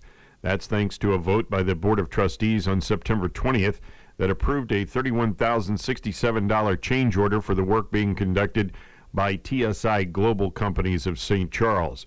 The Access Door Control and ADA Touchless Entry project is an upgrade over the automatic door hardware that's now in place. The touchless entry mechanisms will help prevent the spread of viruses like COVID-19, improve security and safety, and be ADA compliant. The project is funded through the Federal Higher Education Emergency Relief Fund. In June, trustees awarded the project to TSI Global at a cost of $165,805. The new cost of the project is $196,872. That includes upgrades to access doors at ECC's Union and Rolla locations. Initial plans called for the installation of touchless entry technology only at the doors used often, according to Vice President of Finance and Administration Deanna Cassett. However, she explained it was suggested by union police officers stationed on campus to equip every door. Cassett further explained that the new touchless door system provides a mechanism for police to lock doors remotely and electronically on campus during a security threat. All the touchless entry doors could be installed by the end of this semester. There will be an American Red Cross blood drive at the Sullivan Knights of Columbus, and that will be tomorrow from 1 until 6 p.m. You can call 1-800-RED-CROSS. That's 800-733-2767 to schedule an appointment, or you can visit redcrossblood.org and enter Sullivan to schedule an appointment. Missouri Baptist Sullivan Hospital is offering free flu shots to those 18 through 64. It's a free drive-through flu shot Saturday, 8 a.m. till 10 a.m. while supplies last. No appointment is necessary, and it'll be in the parking lot of Missouri Baptist Sullivan Hospital. The City of Sullivan would like to remind you that the fall citywide cleanup is October 4th through the 8th. The day of pickup will be on your normal trash day. 2 bulk items per house. All boards or lumber cannot exceed 4 feet in length. All items need to be bagged or boxed with a maximum weight of 30 pounds, maximum of 6 bags, and stacked neatly at your curb. For questions, you can contact Swinger Sanitation at 877-407-8261. Owensville Parks and Recreation Department is having a Halloween-themed family campout October 1st through the 3rd at Memorial Park Campground, located at 510 Red Oak Road. Activities include site decorating contest, costume contest, and trick-or-treating. A schedule will be provided at check-in. Participation is at your own leisure and not required. The fee is $25 per night, per family, per site. Setup is after 2 p.m. on Friday or after 11 a.m. on Saturday. Pack-up will end at 10 a.m. on Sunday. For more information, you can contact the Owensville Parks and Recreation Department at 573-437-8231. That is a look at your local news on a Tuesday. I'm Sam Scott. Air conditioning can make you uncomfortable, not from the cooler temperature, but from the higher energy bill that comes from using the air conditioner. Majeski Plumbing and Heating has the Rheem high-efficiency air conditioner that will cut down on your cooling cost while giving you years of comfort. Call 437-3214 and ask Larry about the Rheem high-efficiency air conditioner and beat the heat, plus keep your cool. Majeski Plumbing and Heating, 610 Highway 28 East Owensville. Relax, it's Rheem. Life changes, then it changes again. Predicting the unexpected in life is impossible, so when it comes to your financial goals, our philosophy at Edward Jones is, don't predict, prepare. Hi, I'm Edward Jones financial advisor Don A. Greenwald. A job loss, change in health, or loss of a loved one can have a big impact on your family's financial security. Let's work together to help make sure you're equipped for what life throws at you. Call us at 573-468-6046 or visit edwardjones.com to learn more. Edward Jones, member SIPC. Compass Health Network is offering the COVID-19 vaccine daily at many of our locations. Please visit compasshealthnetwork.org for a location near you or call 844-853-8937 for an appointment. Funeral notices are brought to you by the Eaton Funeral Homes of Sullivan and Bourbon. The symbol of the Eaton name reflects consideration and competence. Also quiet, unobtrusive friendliness, and service without restraint. There is never a reason to settle for less than an Eaton service, particularly because it costs no more and very often less than appearances may lead you to believe. For help in the greatest time of need, call the Eaton Funeral Homes in Sullivan or Bourbon, 468-4147, a family tradition in service since 1948. In recent funeral notices, Homer Lee Britton of Sullivan passed away Saturday, September 11th at the age of 86. Survived by 6 children, Jonathan Chase Britton, Homer Lee Jr., and wife Judy, Britt Britton and wife Candy, Rick Britton and wife Carmela, Missy Wetzker and husband Orlin, Tanya Pryor and Courtney Mathis and husband Micah, 14 grandchildren, 22 great-grandchildren, many other relatives and friends. Funeral services will be held at 11 o'clock this morning at First Baptist Church in Sullivan. Burial will follow with full military honors at the Cherryville Baptist Cemetery. Memorial contributions may be given in Homer's memory to First Baptist Church of Sullivan. Howard Ironman Davis of Owensville passed away Monday at the age of 75, survived by his wife, Mary, 3 children, John Davis and wife Treese, Brian Davis and wife Deanna, and Sarah Labe and husband Jesse. Brother Bob Davis and wife Peg, a sister Marilyn Hongisto, 8 grandchildren, other relatives, many friends.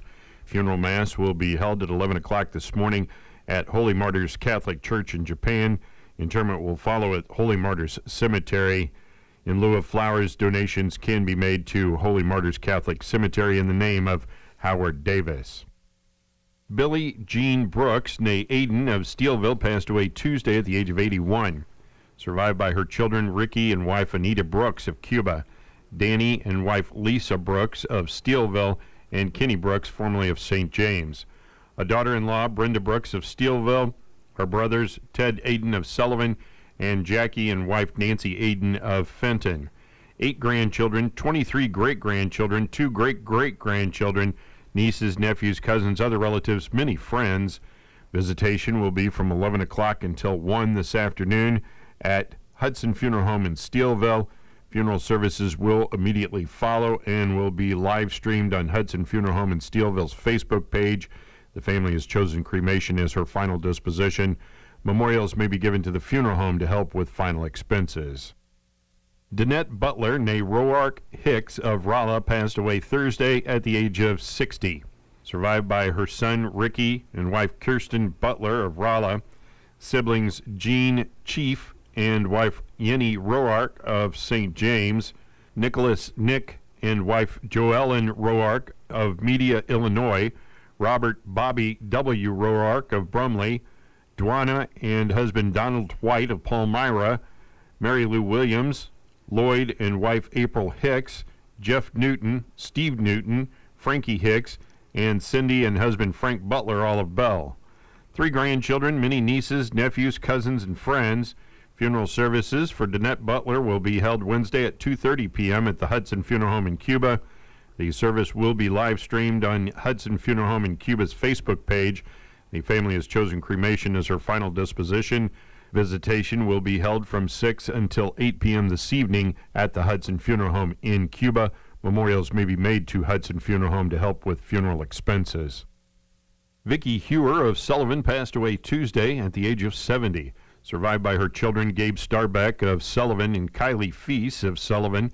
6 grandchildren, her brother Mark Hewer and wife Linda of Cuba, nieces, nephews, other relatives, many friends. A memorial service for Vicki Hewer will be held Wednesday at 7 p.m. at the Eaton Funeral Home in Sullivan. The family will receive friends from 6 until 7 p.m. Wednesday at Eaton Funeral Home. Memorials to the Madison Bartle Scholarship Fund in Vicki's honor would be appreciated. Treff Olden Ernie Jr. of Steelville passed away Sunday at the age of 72. Survived by his wife Sandy, his children Eric and wife Melanie Ernie of Union, Wayne and wife Karen Ernie of Wausau, Wisconsin, and Lana and husband Matt Mabe of Steelville. Siblings Lloyd Red and wife Charlotte Ernie and Esther Frank, all of Steelville. 5 grandchildren, nieces and nephews, cousins, other relatives, many friends.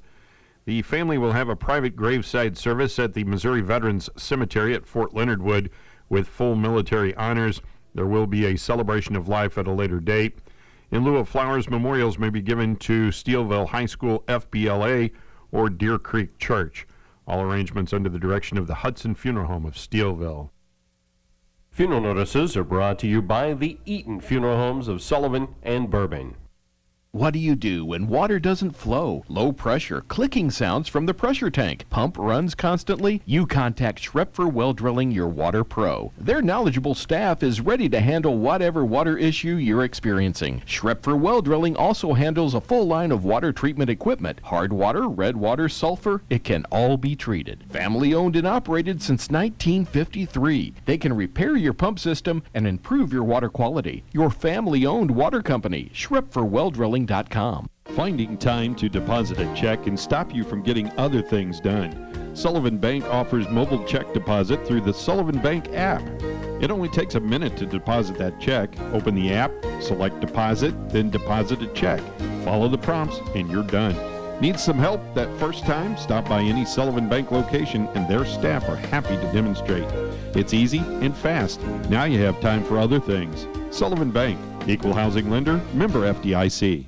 Looking at sports on this Monday, Cardinals with the day off yesterday, getting ready to finish off the regular season at home as they host the Brewers tonight, and they can clinch the second wild card spot with a win tonight. Here's Kevin Wheeler with the Cardinals Radio Network to set the stage. The Cardinals open a 3-game series against the Milwaukee Brewers tonight, and they come into this series with a magic number of 1. So all they need to do is win one more game or see the Reds and Phillies lose one game, and the Cardinals will clinch that second wild card spot in the National League and play in the National League wild card game coming up a week from Wednesday. Now back to the current times for the Cardinals. Of course, in addition to having the magic number of 1, the Cardinals bring a 16-game winning streak into this series. That is a franchise record, and it's one of only 12 instances of winning streaks of 16 or more in the last 100 years of Major League Baseball. In fact, there have only been 5 teams in the last 50 years that have winning streaks of 16 or more. And if you want to go a little bit bigger picture all time, there are 31 teams that have had streaks this long or longer, dating back to 1880. So again, tonight, Cardinals and the Brewers at Busch Stadium, 5:50 for the pregame show, 6:45 for the first pitch. For the Cardinals Radio Network, I'm Kevin Wheeler. Thank you very much, Kevin. We will have that Cardinals game on the air tonight on 102.1 KTUI FM. Cardinals outfielder Harrison Bader was named the National League Player of the Week for last week. He did it all for the Cardinals, hitting .517 with 3 homers, 2 steals, and a 1.548 OPS. The Cardinals closed the weekend with a sweep of the rival Cubs to extend their winning streak to a franchise record 16 games. Bader homered in 3 of the 4 games at Wrigley Field, helping the Cardinals shrink their magic number for the second NL wildcard spot to 1. Bader is the 3rd Cardinal to earn Player of the Week honors this season, and the 2nd in as many weeks, following in the footsteps of teammate Tyler O'Neill. Sam Ennis scored 143 in overtime to give the Blues a 2-1 win against the Dallas Stars, the Enterprise Center in exhibition hockey last night. Pavel Buchnevich had a goal and an assist for the Blues in his debut after being acquired in a trade with the Rangers. He did not play in the opening game on Saturday. Scott Perunovich had 2 assists for the Blues. Dallas took a 1-0 lead at 18 minutes of the first period. Then Buchnevich tied it on the power play with 59 seconds left in the second. Jordan Bennington made 12 saves on 13 shots in the first period for the Blues before being relieved by Joel Hofer, who made 11 saves in relief for the win. The Blues are in Columbus for their next preseason game on Wednesday. Pre-game coverage comes your way at 5:30 with puck drop at 6:10 on KTUI 94.1 FM and 1560 AM. East Central women's soccer losing to Southwestern Illinois College 6-0 last night. They'll be back in action on Wednesday at St. Charles Community College at 4 o'clock. The East Central men took down Southwestern Illinois by a 6-0 score. The baseball team will have an exhibition contest against Central Methodist University JV at Ronzig Field in Washington Wednesday, with a doubleheader starting at 4 o'clock. The latest media football rankings around the state of Missouri have been released. The only local team amongst the rankings is Union, coming in at number 4 in Class 4. And the new softball rankings were released over the weekend as well. Locally, Rolla comes in ranked number 3 in Class 4. Washington is number 8. And in Class 3, Sullivan is tied with Blair Oaks for the number 2 ranking in the state in Class 3 softball. In the local scoreboard from last night, the game we did on KTUI, it was Rolla getting a run in the top of the 7th inning and holding on to beat Sullivan 3-2. Sullivan's runs came on a 2-run home run from Jaden Blankenship. Sullivan back in action tonight as they will host Pacific for senior night. Sullivan JV beat Rolla last night by a score of 7-2. Other softball action, Bell over New Haven 2-0. Cuba beat Herman 15-0 in the varsity game and 8-5 in the JV game. Fatima shuts out Owensville 10-0. It was Webster Groves over Borgia 2-0. Warrenton beats St. Clair 15-0. St. James downs Lakeway 23-2, and North County over Union 12-0. JV football from last night, Sullivan got a win over Pacific 24-8. St. James down Cuba 34-20. It was Herman getting by Owensville 28-24. Valley 42-13 over Borgia, and in a freshman game, Fort Zumwalt South beat Washington 22-16. High school volleyball, Summit took all 3 matches from Sullivan last night, 2-0 in freshmen, 2-1 in JV, and 3-0 in varsity. St. Clair beat Salem 2-0 in the JV match and 3-0 in varsity. At the Herman tournament, Pacific beat Owensville in 2 sets. Borgia over Herman JV in 2 sets. Pacific beat the Herman JV in 2 sets. Borgia down Owensville 2-0. It was Owensville over Herman JV 2-0, and Borgia beat Pacific 2-0. Action continues tonight. At the Four Rivers Conference Girls Golf Tournament in St. Clair yesterday, St. Clair wins the tournament with a score of 417. Union right behind them at 418. Pacific 425 and St. James 432. The meet medalist was Alicia Skiles from Union, shooting in 93. The final conference standings had St. Clair in first, Union second, second, Pacific third, and St. James fourth. All conference selections, first team players. Player of the year, Alicia Skiles from Union. Also Haley Schaefer of St. Clair, Lexi Carter from Pacific, Natalie Miner from Union, Aaliyah Haddix Pacific, and Lydia Kimnitzer St. James. Second team all conference, Alyssa Taylor and Jordan Hampson from St. Clair, Allie Hartley and Callie Gibson from St. James, and Skylar Travis from Union. Also in girls golf last night, it was St. Dominic over St. Francis Borgia, 167 to 198. Middle school girls basketball last night, the Herman 7th grade tournament first round game, St. James 43-4 over Pacific. Union got by St. Clair 15 to 13, and Herman edged Washington 13 to 11. At the Washington 8th grade tournament, St. Clair downs Washington 24-9. Owensville 31-15 win over Herman in first round games. Other games last night, Bland 7th grade over Salem 30-6, and the Bland 8th grade won 42-4. Looking at the schedule of games for tonight, varsity softball, Pacific will be at Sullivan. Varsity and JV starting at 4:30. It will be senior night. We'll have that game on the air tonight on 94.1 FM, 1560 AM. Bellows at Vienna at 5, Cuba at Jefferson, Herman at Owensville, St. James at New Haven, St. Clair at Union. It'll be senior night at Union, and Fort Zumwalt North at Washington. Those are all 4:30 starts tonight. High school volleyball, Bell at Viburnum, Bourbon at Plato, St. James at Cuba, all JV and varsity at 5, St. Clair at Montgomery County, JV and varsity at 5:30, Licking at Steelville at 5:30, Union at Battle, freshman JV and varsity at 5 o'clock tonight. In boys soccer, Sullivan on the road at Wright City. Been a bit of a change there. They'll play varsity first, followed by JV, and the varsity game starting at 4:30. Borgia at Fort Zumwalt West at 4, Hillsborough at Pacific, and St. Clair at Union at 5 o'clock tonight in boys soccer. Fall baseball on the schedule for tonight. Richland will be at Bourbon at 4:30, Stoutland at Bell at 5 o'clock. Middle school girls basketball, besides the tournament games tonight, Salem will be at Bourbon. That'll be a 5:30 start. At the Herman tournament coming up tonight, a first-round matchup at 5 o'clock. Owensville takes on Sullivan. Then at 6:15, it's Pacific and St. Clair on the consolation side of the bracket. St. James and Union meet at 7:30 on the championship side of the bracket at Herman. At the Washington tournament, first-round games tonight, 5 o'clock. It's St. James and Pacific, and then Sullivan and New Haven at 6:15. Those are first-round matchups. In the consolation semifinal, Washington and Herman at 7:30 tonight. Our sports on the air, we have high school softball coming up. Sullivan hosting Pacific. It'll be the last conference game of the year for Sullivan, and senior night, 4:10 pregame, 4:30 first pitch on 94.1 FM, 1560 AM, and the TuneIn app. Cardinals baseball on 102.1 FM tonight, 5:50 pregame, 6:45 is the game broadcast as the Cardinals host the Brewers, trying to clinch that second wild card spot in the National League and continue their 16-game winning streak. That's your look at sports on this Tuesday. This is Bobby D.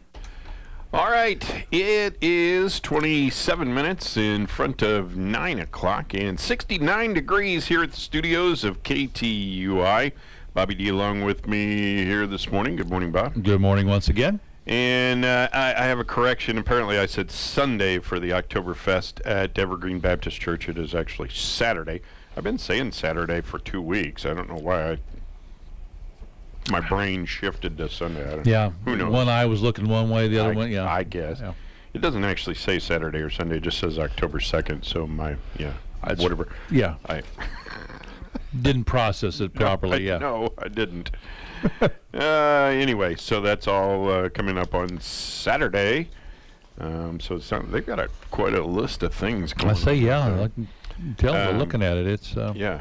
And my church, Grace United Methodist Church, they're having a German takeout lunch on Saturday. Why can't they have that on Friday? I don't know. I can't stick around Saturday. I'm here Friday. It starts at 11. No. You got to drive tractor. Yeah, I'll be working by then. Yeah. Anyway, so that takeout lunch, it's takeout only. You drive through, you stop on one side of the Great Hall and they take your order, and then you go to the other end of the Great Hall and they run it out the door. Run it out the door. That's Grace United Methodist Church, and who was it? Was Keisha Philpott said her son just waits for that all year. Wonder, would they consider starting at 8 on Saturday? I don't know. I could make it if it was at 8. Yeah. Let's see. Coming up in about a half hour or so, I'm going to be talking with Dr. Jana Thornsberry. She's the superintendent of schools at the Sullivan School District. And, Bobby, they say as COVID-19's Delta variant continues to spread across the U.S., the gap between, I guess they thought we were getting tired of, talking about COVID-19, so they added, some excitement, the Delta variant. So, I could have done without it. Yeah, me too. The gap between open jobs and the rate at which they're being filled has widened. According to the Labor Department's latest job openings survey, the number of unfilled positions nationwide increased to 10.9 million in July, the highest since records began in 2000. At the same time, the department estimates that over 8 million people are unemployed. I just don't understand that. I just do not understand that. Well, I have actually. I mean, I'm kind of with you. I don't understand, but I have run. I mean, I have run into people who are just petrified to be out, and and as evidenced by people who walk or jog or bicycle or something with their masks on and stuff. I really don't think that COVID is just flying around in the air out there. But those people. I mean, I'm not making fun of those people. I mean, but if that's what they think and feel, it's yeah. But I mean, there are people that are just terrified of this. The whole thing is, and if when people get this and die, it's very sad. But the percentage of people who have died from getting COVID, died, which is very, very, very small. And I'm not trying to make it better or anything. Yeah, it's a serious thing. But I just have a hard time believing that there's 10.9 million unfilled jobs and there's 8 million unemployed. I just can't believe that all 8 million of those people aren't working because they're afraid of getting COVID. Well, no, I don't think they are. Somehow or another, they're being able to survive on government benefits or whatever. Although the government will tell you that that's not the case. The government tells you a lot of things. Yes, the aren't government necessarily the tells case. you a lot of stuff. That's not true. And I mean, you've seen places are raising wages because they have to get people to work. Right. And some places aren't as good as what people want. Mm-hmm. But I don't know. I just maybe it's a different mindset for me. I've always thought of working as part of a life fulfillment type thing. I don't know that I could just not. If I was able to work, there were jobs out there. You get to a certain point where you want to retire. You've done your thing. You're done working. Mm-hmm. I get that. I don't think that's the case for all these people out there. There's able-bodied people out there that just aren't working. I saw a T-shirt the other day. It said, "Dirty work, clean money." Yeah, there you go. So Instagram. What about it?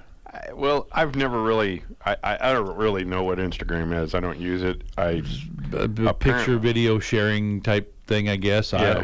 One of many out there. So I've heard good things about Instagram. I've heard bad things about Instagram. Mm-hmm. Pretty much like all those little social media deals. So apparently, Facebook, who owns Instagram, they bought it several years ago. They were going to do an Instagram for kids. Oh, no. Yeah. Well, apparently they're putting the pause on that. Mm-hmm. They have discontinued working on the long-mooted iteration. There's a lot of weird words there. Long-mooted iteration of Instagram for tweens. The Wall Street Journal reports critics began circling almost instantly when the social media giant initially began planning a children's version of Instagram, contending the app could be harmful to young people's mental health. I think there's a lot of apps that are probably harmful too. Yeah. There's apps that are harmful to my mental health. I've kept my apps to a minimum. Yeah. Instagram boss Adam Mosseri said the company will converse more with parents, researchers, and safety experts to get more consensus about how to move forward. But for now, they've canceled it. Put the hold on it. Yeah, and so I don't know. I don't know. I have Facebook because I try to keep up with, Yeah, I think for the radio station. Yeah, I think Facebook serves at least some good purposes. Well, I like it because I can keep up with friends, some of my family, military friends, sure, and school friends, and you get all kinds of recipes. I don't get recipes off. That's what I have. My wife told me yes last night. She goes, now don't eat a late lunch or eat after the ball game, because she has a casserole recipe that was off of Facebook that she's going to fix tonight. Let me ask you about. Let this. me know when you're leaving Sullivan. Did you tell her I thanked her? Yes. Oh, yes. She was very appreciative of that. That's one reason she likes to cook so much. She loves it when people enjoy eating her food. Yes.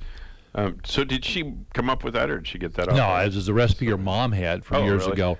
We have in a cabinet sort of similar to one of these kind of back here behind you, maybe a little bit wider than that. There's like 2 shelves of cookbooks, and homemade, the home filled ones, the Better Homes and Gardens one, the Betty Crocker ones, and then just recipes that have been taken out of magazines, stuff that her mom had, stuff she's got from her aunts, friends, off of Facebook, Pinterest, whatever. Yeah, well, she has a lot of recipes for pretty much anything. So my guess, though, is not all of them. I mean, I think she probably adds peanut butter to some of them. On her own. Yes, some of them, yeah, but a lot of them, that's what's in the recipe. And then fortunately, I like peanut butter. Yeah, there's some that we've like. I bet peanut butter would be good in that.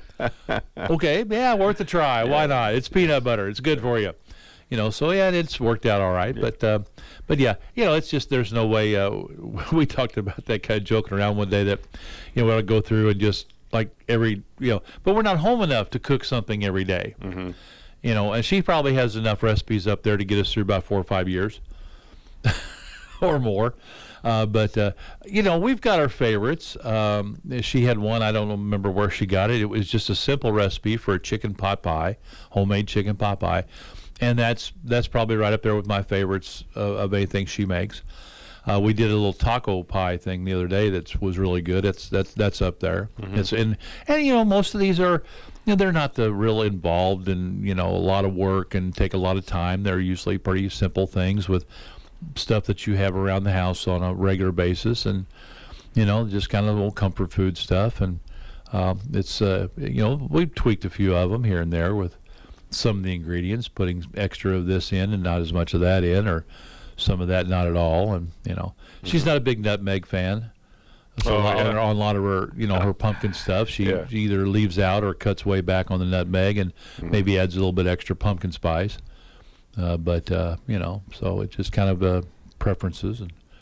But yeah, it's her mom was a really good cook. Her aunts on her mom's side are all, both sides of the family are good cooks, so it just kind of came naturally. When I was a kid, my family used to go camping quite a bit and stuff, and one of the families that we camped with, the man, he liked paprika, which I don't really think has a whole lot of flavor to it. And I mean, in certain foods, it's I don't know, but he just liked paprika. I don't know, barbecue and whatever, put paprika on. Well, I mean, it was fun. I don't know, but anyway, so he was just kind of crazy about paprika. So one time we were camping and it was his birthday, and my mom made a cake. And I think spelled out his name or happy birthday or something on top of it with paprika. Ooh, it was fine. Okay, I mean, it didn't taste bad. But don't know I've ever had that, but I don't know. It was kind of looking funny. to trying that. I guess maybe sometime. I don't know. Yeah. For most things, I'm usually up for a go. Just try something different. The state of Missouri, I've heard of it. Yes, is home to 5 schools named after Confederate leaders, and the Southern Poverty Law Center is calling on non-Southern states to rename schools honoring Confederate heroes. The SPLC's Whose Heritage ? Report lists 195 actively running schools named after former Confederate leaders. At least 80 of those schools were named after a county or town that honors a Confederate leader. A majority of the schools named after Confederate leaders, as you would expect, are in the South, but several non-Southern states have schools honoring Confederate leaders, including Missouri, which has 5 schools, Minnesota 3, California 2, and Washington 1. The 5 Missouri schools are Breckenridge Elementary and Breckenridge High School in Breckenridge, Missouri. He was a Confederate general. McCulloch Elementary in Republic, Price Elementary in Republic, and Jackson Park Elementary in University City. The report also revealed 92 schools honoring Confederate leaders have closed or been renamed. 18 schools have committed to change their names but have not yet done so. And Georgia, Texas, and Alabama are the states with the most actively running schools. The SPLC is pushing for all 195 schools in the country honoring Confederates to change their names. The quote from the Chief of Staff, Leisha Brooke, elevating the names of pro-slavery men in, on, and around public school property is deeply offensive. The fact that some are located in states like California and Minnesota, whose soldiers fought on behalf of the Union during the Civil War, helps to sustain the culture of white supremacy. She also says this call to action is even more imperative when considering black and other students of color attend these schools, potentially unaware of the true history behind the namesakes. She says it begs the question, what lessons are these actions teaching our children about the Confederacy's shameful role in American history? So let's back up just a little bit, just for, these students have no idea what the name of the school is represented. Yeah. Yeah.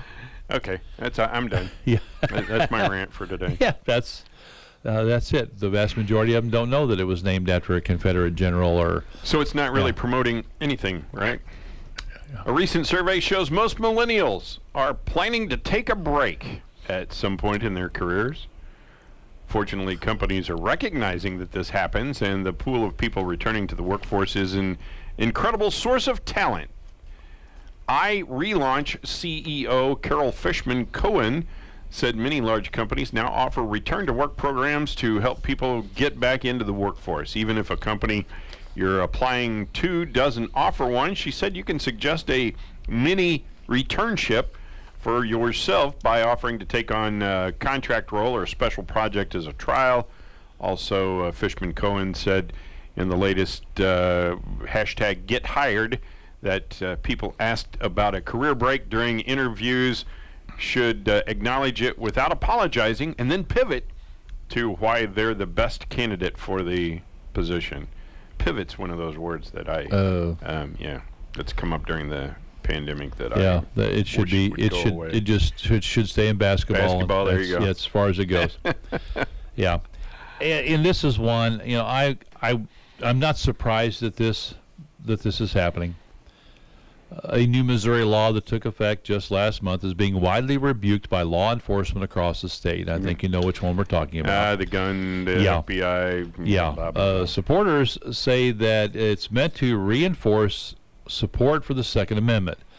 But many police officers say it's incredibly problematic for your safety. Now, even Governor Mike Parson, who signed the law, says it needs to be revisited. I got a call that my grandson was lying in the street, said a gentleman from St. Louis. His 15-year-old grandson was gunned down in an apparent attempted robbery a few years ago. He was shot while working at the family store in North St. Louis. Too many mothers are crying, too many kids are dying, this man said. Far too many people know that gun violence runs rampant in St. Louis. We have that pretty much every morning. Yeah. That's why Byron Michaud says he can't believe the Missouri legislature passed the Second Amendment Preservation Act. It was passed overwhelmingly by the Republican legislature earlier this year, signed by the governor.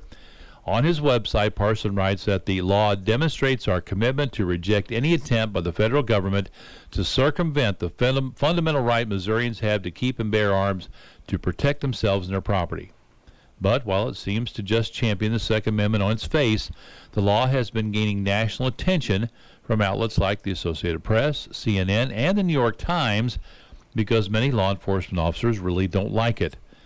O'Fallon, Missouri Police Chief Philip Dupas even resigned over it, saying it's designed to harass and penalize police officers. Officers could face a $50,000 fine each time they cooperate with the federal government on a gun case.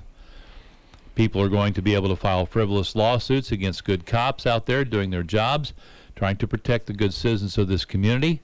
The problem is the law has seriously called into question whether local and state partnerships with federal agencies like the DEA and the ATF, who work often together to curb crime.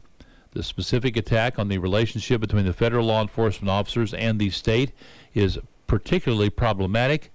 That from adjunct assistant professor Keith Taylor at John Jay College and a former NYPD officer. He says the federal partnerships are hugely important. That's why St. Louis City, St. Louis County, and Jackson County have all filed suit to fight the law. The Department of Justice has even weighed in, saying the law has already done significant damage to federal law enforcement operations, and writing that nearly 25% of the state and local officers assigned to ATF task forces have already withdrawn.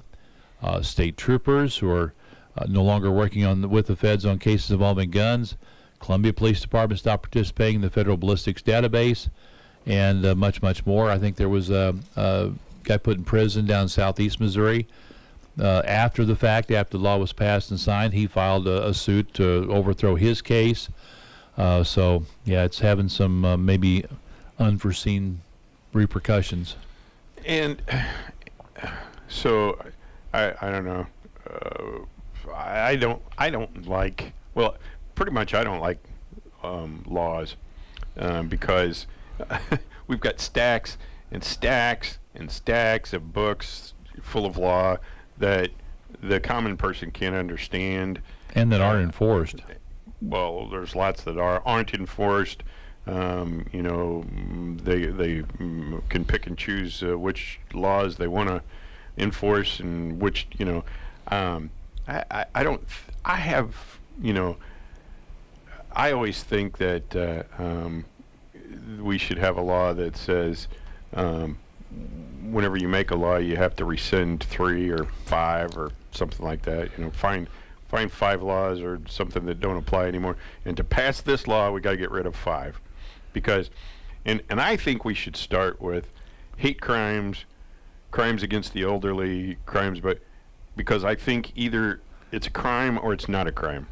If somebody comes up to you and says they'll pave your driveway for, you know, $5,000 or whatever, and you give it to them and they disappear, I don't know why it's any worse for an elderly person, you know, to give them $5,000 than it is for you. You know, I don't understand, and hate crimes are pretty much, you know, special victims crimes. It's either against the law or it's not. I don't understand, and they just add layers and layers and layers and things for attorneys to charge for, and I mean it's just, in my opinion, ridiculous. Stiffen the penalties on all of them and be done with it. Enforce the penalties. Yeah. Make them do, you know, if you give them 10 years, make them do 10 years. Don't make them do 3 and, well, they were out for good behavior. Yeah. I don't know. Bad behavior got him in there, so I mean, you know, I mean, oh yeah, he's rehabilitated. No, I just don't. He can be an asset to society. Every time I hear somebody say something about a hate crime, I just cringe because, it, you know, I don't know. Okay, well, and if you live in California, which I'm not going to do. Yeah, which we're glad we don't. Yes. Every registered California voter will get a ballot mailed to them in future elections. Yay. Under a bill signed Monday by Democratic Governor Gavin Newsom. Mm-hmm. I was really he's flexing his muscles now. Well, yeah, now that he's not been recalled. Yeah, oh yeah, I skated on that one. The law makes permanent a change adopted during the pandemic for the 2020 election, and the recent recall against Newsom. California, the nation's most populous state, joins several other western states in mailing all voters a ballot, including Utah, Colorado, Washington, and Oregon. Republicans who hold a minority in the state legislature oppose the expansion of voting by mail. Under the new law, ballots in California must go out at least 29 days before an election. Voters still have the option to drop off their ballot or vote in person. Prior to the pandemic, many Californians were already voting by mail. Voters like having options for returning their ballot, whether by mail, at a secure drop box, a voting center, or at a traditional polling station. And the more people who participate in the elections, the stronger our democracy, and the more we have assurance that elections reflect the will of the people of California, says Secretary of State Shirley Weber, a Democrat in California. Mm-hmm. Newsom signed 10 other voting-related bills on Monday, crafting them as part of an effort to expand voting rights and access. Well, and to make it easier on you, they were all pre-filled out, and all you have to do is put them back in the mail. Yeah, well, yeah. There may be more to that than you think. Yeah, well. Yeah. At least they may not be right now. Before they're mailed, they might be. The Israeli Prime Minister said, "We will act alone if needed to stop Iran from getting nuclear weapons." From the story, Bennett said that some in the international community have concluded that a nuclear-capable Iran is an inevitable reality. Israel doesn't have that privilege. He said, signaling that Israel is ready to act alone if necessary. We will not tire. We will not allow Iran to acquire a nuclear weapon. I don't know. Well, the thing, yeah, I mean, I understand Israel's trepidation there. That's those people in those countries have such a hatred for Israel, and they have not been afraid to attack them in the past, unannounced. So I can see where they would be, direly concerned about that situation. Because it wouldn't be a bit of a surprise if they got it. Yeah. First thing they do with it is launch a few at Israel. Of course, when I was in the Air Force, that was my job. I worked with nuclear weapons, Minuteman missiles to be specific. And, I don't know, people always go, oh, that must have been really scary. Well, we didn't really, it was a job, but we didn't really think about it. But I always had the confidence, it was drilled into us, whether it was true or not, it was drilled into us that the only reason that the United States had nuclear missiles was as a deterrent force against Russia. And so our job, we were told, was to make sure that these things were in tip-top, performance so that Russia didn't launch a strike against us. That we had the capability. So basically, you had two guns pointing at each other. Mutually assured destruction. To keep the peace. Yeah. Yeah. The old-fashioned way. That's the way we kept the peace in the old days. Yeah, back in the day. Yeah. Yeah. And my thing is, the leadership in Iran has shown for a number of years that they do not care about world opinion. That's true. However, I wonder, because I am fully aware that with maybe like with the Minuteman III missiles, they had MIRV capability, multiple re-entry vehicles. I don't really know how big Iran. I can see it on the map up there, but I don't know how many square miles it takes. But I'm pretty sure that we could convert most of the sand to glass. And I wonder, and see, this is the thing, is probably most of the Iranian people could give, they care less about the United States. All they want to do is raise their family, Sure. It's the government. And just a certain group of people that, Right. Do they think about this, wow, we've got a nuclear weapon now, let's go use it and wipe out Israel and then get our people killed. Sure. So I don't know. I don't know. Some birthdays today is Confucius. Huh. They say he was born on this date, 551 BC. There was some confusion about that. Yes, there was. Ed Sullivan, 1901. I watch Ed Sullivan sometimes on Sunday nights, I think. Cartoonist Al Capp drew Lil Abner. Peter Finch, the actor from Network, was born in 2016. William Wyndham. He was on Murder, She Wrote, played the doctor in there, and he was on several other movies back in the day. Jerry Clower, 1926. Yeah. Let's see, Joel Higgins from Silver Spoons, 1943. Let's see, Hockey Hall of Fame goalie Grant Fuhr played for the Blues for a couple seasons, 59.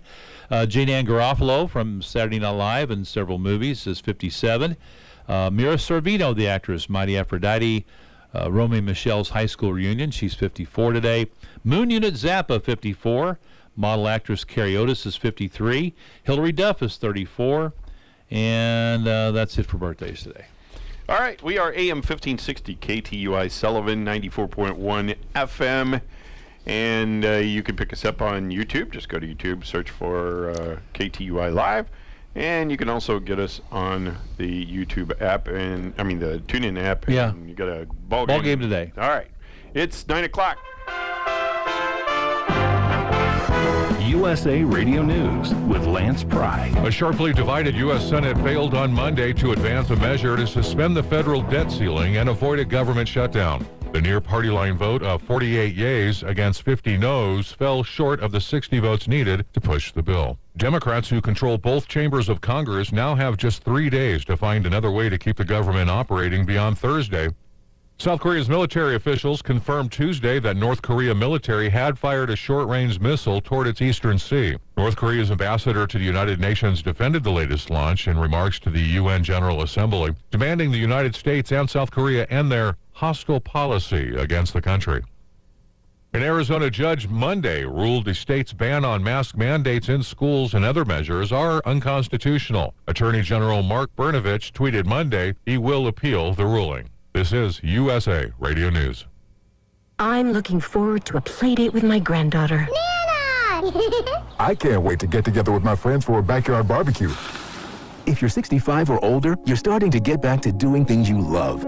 Did you know even healthy adults 65 and older are at increased risk for pneumococcal pneumonia? It's a potentially serious bacterial lung disease that can disrupt your life for weeks. Help protect yourself with the Prevnar 13 pneumococcal 13 valent conjugate vaccine, diphtheria CRM 197 protein. Prevnar 13 is approved for adults to help prevent infections from 13 strains of the bacteria that cause pneumococcal pneumonia. Prevnar 13 does not protect against all strains of the disease. Ask your doctor or pharmacist today about Prevnar 13. Learn more at Prevnar13.com. Don't get Prevnar 13 if you have had a severe allergic reaction to the vaccine or its ingredients. Adults with a weakened immune system may have a lower response to the vaccine. The most commonly reported side effect was pain at the injection site. For additional common side effects and full prescribing information, please call 1-866-694-9300 or visit Prevnar13.com. After the Biden administration blocked the U.S.-Mexico border wall, chaos has ensued. COVID-positive illegal immigrants being released into the United States, tens of thousands of Haitians are welcomed into the country, all paid for by the American people. Now the administration is tacking Border Patrol agents for doing their job. Border Patrol agents are mad and upset that leadership is throwing them under the bus, a top official with the agency's union told Fox News in Del Rio, Texas. National Border Patrol Council Vice President John Anfinson tells Fox News. The agents feel like at all levels of management, from CBP to DHS to the White House, that they've been thrown under the bus because no investigation has been completed, yet you're hearing the president say these be paid. The secretary echoed those sentiments, and then Friday, of course, CBP's commissioner basically said the same thing. So agents are upset. Images of Border Patrol agents on horseback pursuing Haitian migrants went viral with erroneous accusations that the officials were whipping the immigrants. Brad Bernard's reporting. We are USA Radio News. Now you can fly anywhere in the world and pay discount prices on your airline tickets. Book a flight today to London, Paris, Madrid, or anywhere else you want to go and pay a lot less guaranteed. Call the International Travel Department right now at Low Cost Airlines. 800-215-5141. 800-215-5141. That's 800-215-5141. Reports of Afghan refugees committing violent crimes after they came to the United States are very predictable because the Biden administration didn't ensure they were vetted properly before being allowed to enter the country. Republican Congressman Tom Tiffany of Wisconsin on Newsmax TV. It's very predictable that this would happen when you don't have a thorough vetting process. Because as we found out a month ago when I made my first visit to Fort McCoy, that no one was being vetted. We were told a month and a half ago by the Biden administration that everybody's going through the SIV process. There's a thorough vetting going on. It's clear that it's not happening. And so you have a man who raped 2 young boys, and then you also have a man who beat his wife. And it gets even worse this week when you go out over the weekend, when we heard about out in Fort Bliss, where a group of Afghans that came here beat a United States soldier, a female United States soldier. This stuff is going to continue because there was not a thorough vetting process. It's awful. Yeah, they go into the federal system now, and virtually impossible to get them out of this country. I predict that they will not be deported. They're going to end up in our prison system. And by the way, if they end up in a court of law like in Dane County, in Madison, who knows? They may only get a slap on the wrist. And I hope that they get prosecuted to the fullest extent of the law. But this is the problem. I'm Lance Pry, and this is USA Radio News. From the KTUI WeatherBug Weather Center, for this morning, expecting mostly clear skies, sunny and warm this afternoon, high temperature of 89 degrees. Tonight, mostly clear, a low of 62. Wednesday, mostly sunny, a high of 85.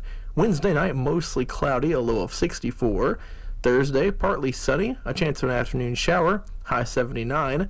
And Thursday night, mostly cloudy, a low temperature of 62 degrees. For KTUI, I'm Andrew Brady. Thank you, Andrew. It is 73 degrees here at the studios of KTUI. And it's time for the For Sale Show. If you've got something to buy, sell, or trade, you can give me a call right now, 468-5101. We'll put you on the air, and you can tell us what you've got going on. And I think I've got somebody here online right now. Good morning. You're on the For Sale Show. Good morning. I've got a 1993 318 BMW convertible. Black top, tan interior for sale. Been in the garage for a number of years. Runs and drives, but needs work in TLC. My landline number is 573-468-4404. That's 573-468-4404. Please leave a message if you're interested. I check it regularly. Okay. Thanks. All right, thank you. Yes, sir. Bye-bye. All right, there you go. BMW convertible. He says it's been in the garage for a while, but there you go. 93, I think he said it was. 573-468-4404. 468-4404. All right. We have, looks like Blue Heeler puppies, and they're going to be ready for new homes on October 8th. They'll have their first 2 shots and be wormed, and the number is 573-457-8505. 573-457-8505, and you can call, and if you don't get anybody, leave your number and a message. They'll call you back, and you can agree on a time to come out and pick one out. Let's see. We have somebody looking for Flintstone and Looney Tune cookie jars. They also are looking for a stock for a 94B Stevens. And they have, let's see, a radial arm saw and a stock tank. And let's see, what else? Rabbit cage on wheels. And their phone number is 573-764-4435. And that number again, 573-764-4435. Looks like we've got over at 31 Golf Drive, we've got a Lazy Boy swivel rockers and some Winston patio furniture, 468-4580. That lady is trying to sell everything she's needing to move. 468-4580. She's right over there on 31 Golf Drive. Couple of industrial sewing machines. One of them is an older model and one is a newer FAF. And there's a serger also. 636-575-4258. 636-575-4258. Let's see. The principal from St. Anthony Catholic School was doing some remodeling. She ended up with a new stainless steel sink. Brand new. It's a 36-inch single vat kitchen sink, $25, she says. Come pick it up. It's yours, 314-605-1510. 314-605-1510. Mahogany armoire, very good condition, 573-259-1494. 573-259-1494. I wish somebody would buy that because my French is not very good. Armoire. Let's see. Pool table with pool sticks. It's slate, very nice, $350, your best offer. 402-720-3632. Please leave a message if there's no answer. And then the last item that I have, or the last items, a GE 10,000 BTU portable air conditioner with remote. It's brand new, still inside the plastic bag. You can also use it as a dehumidifier. It's $300.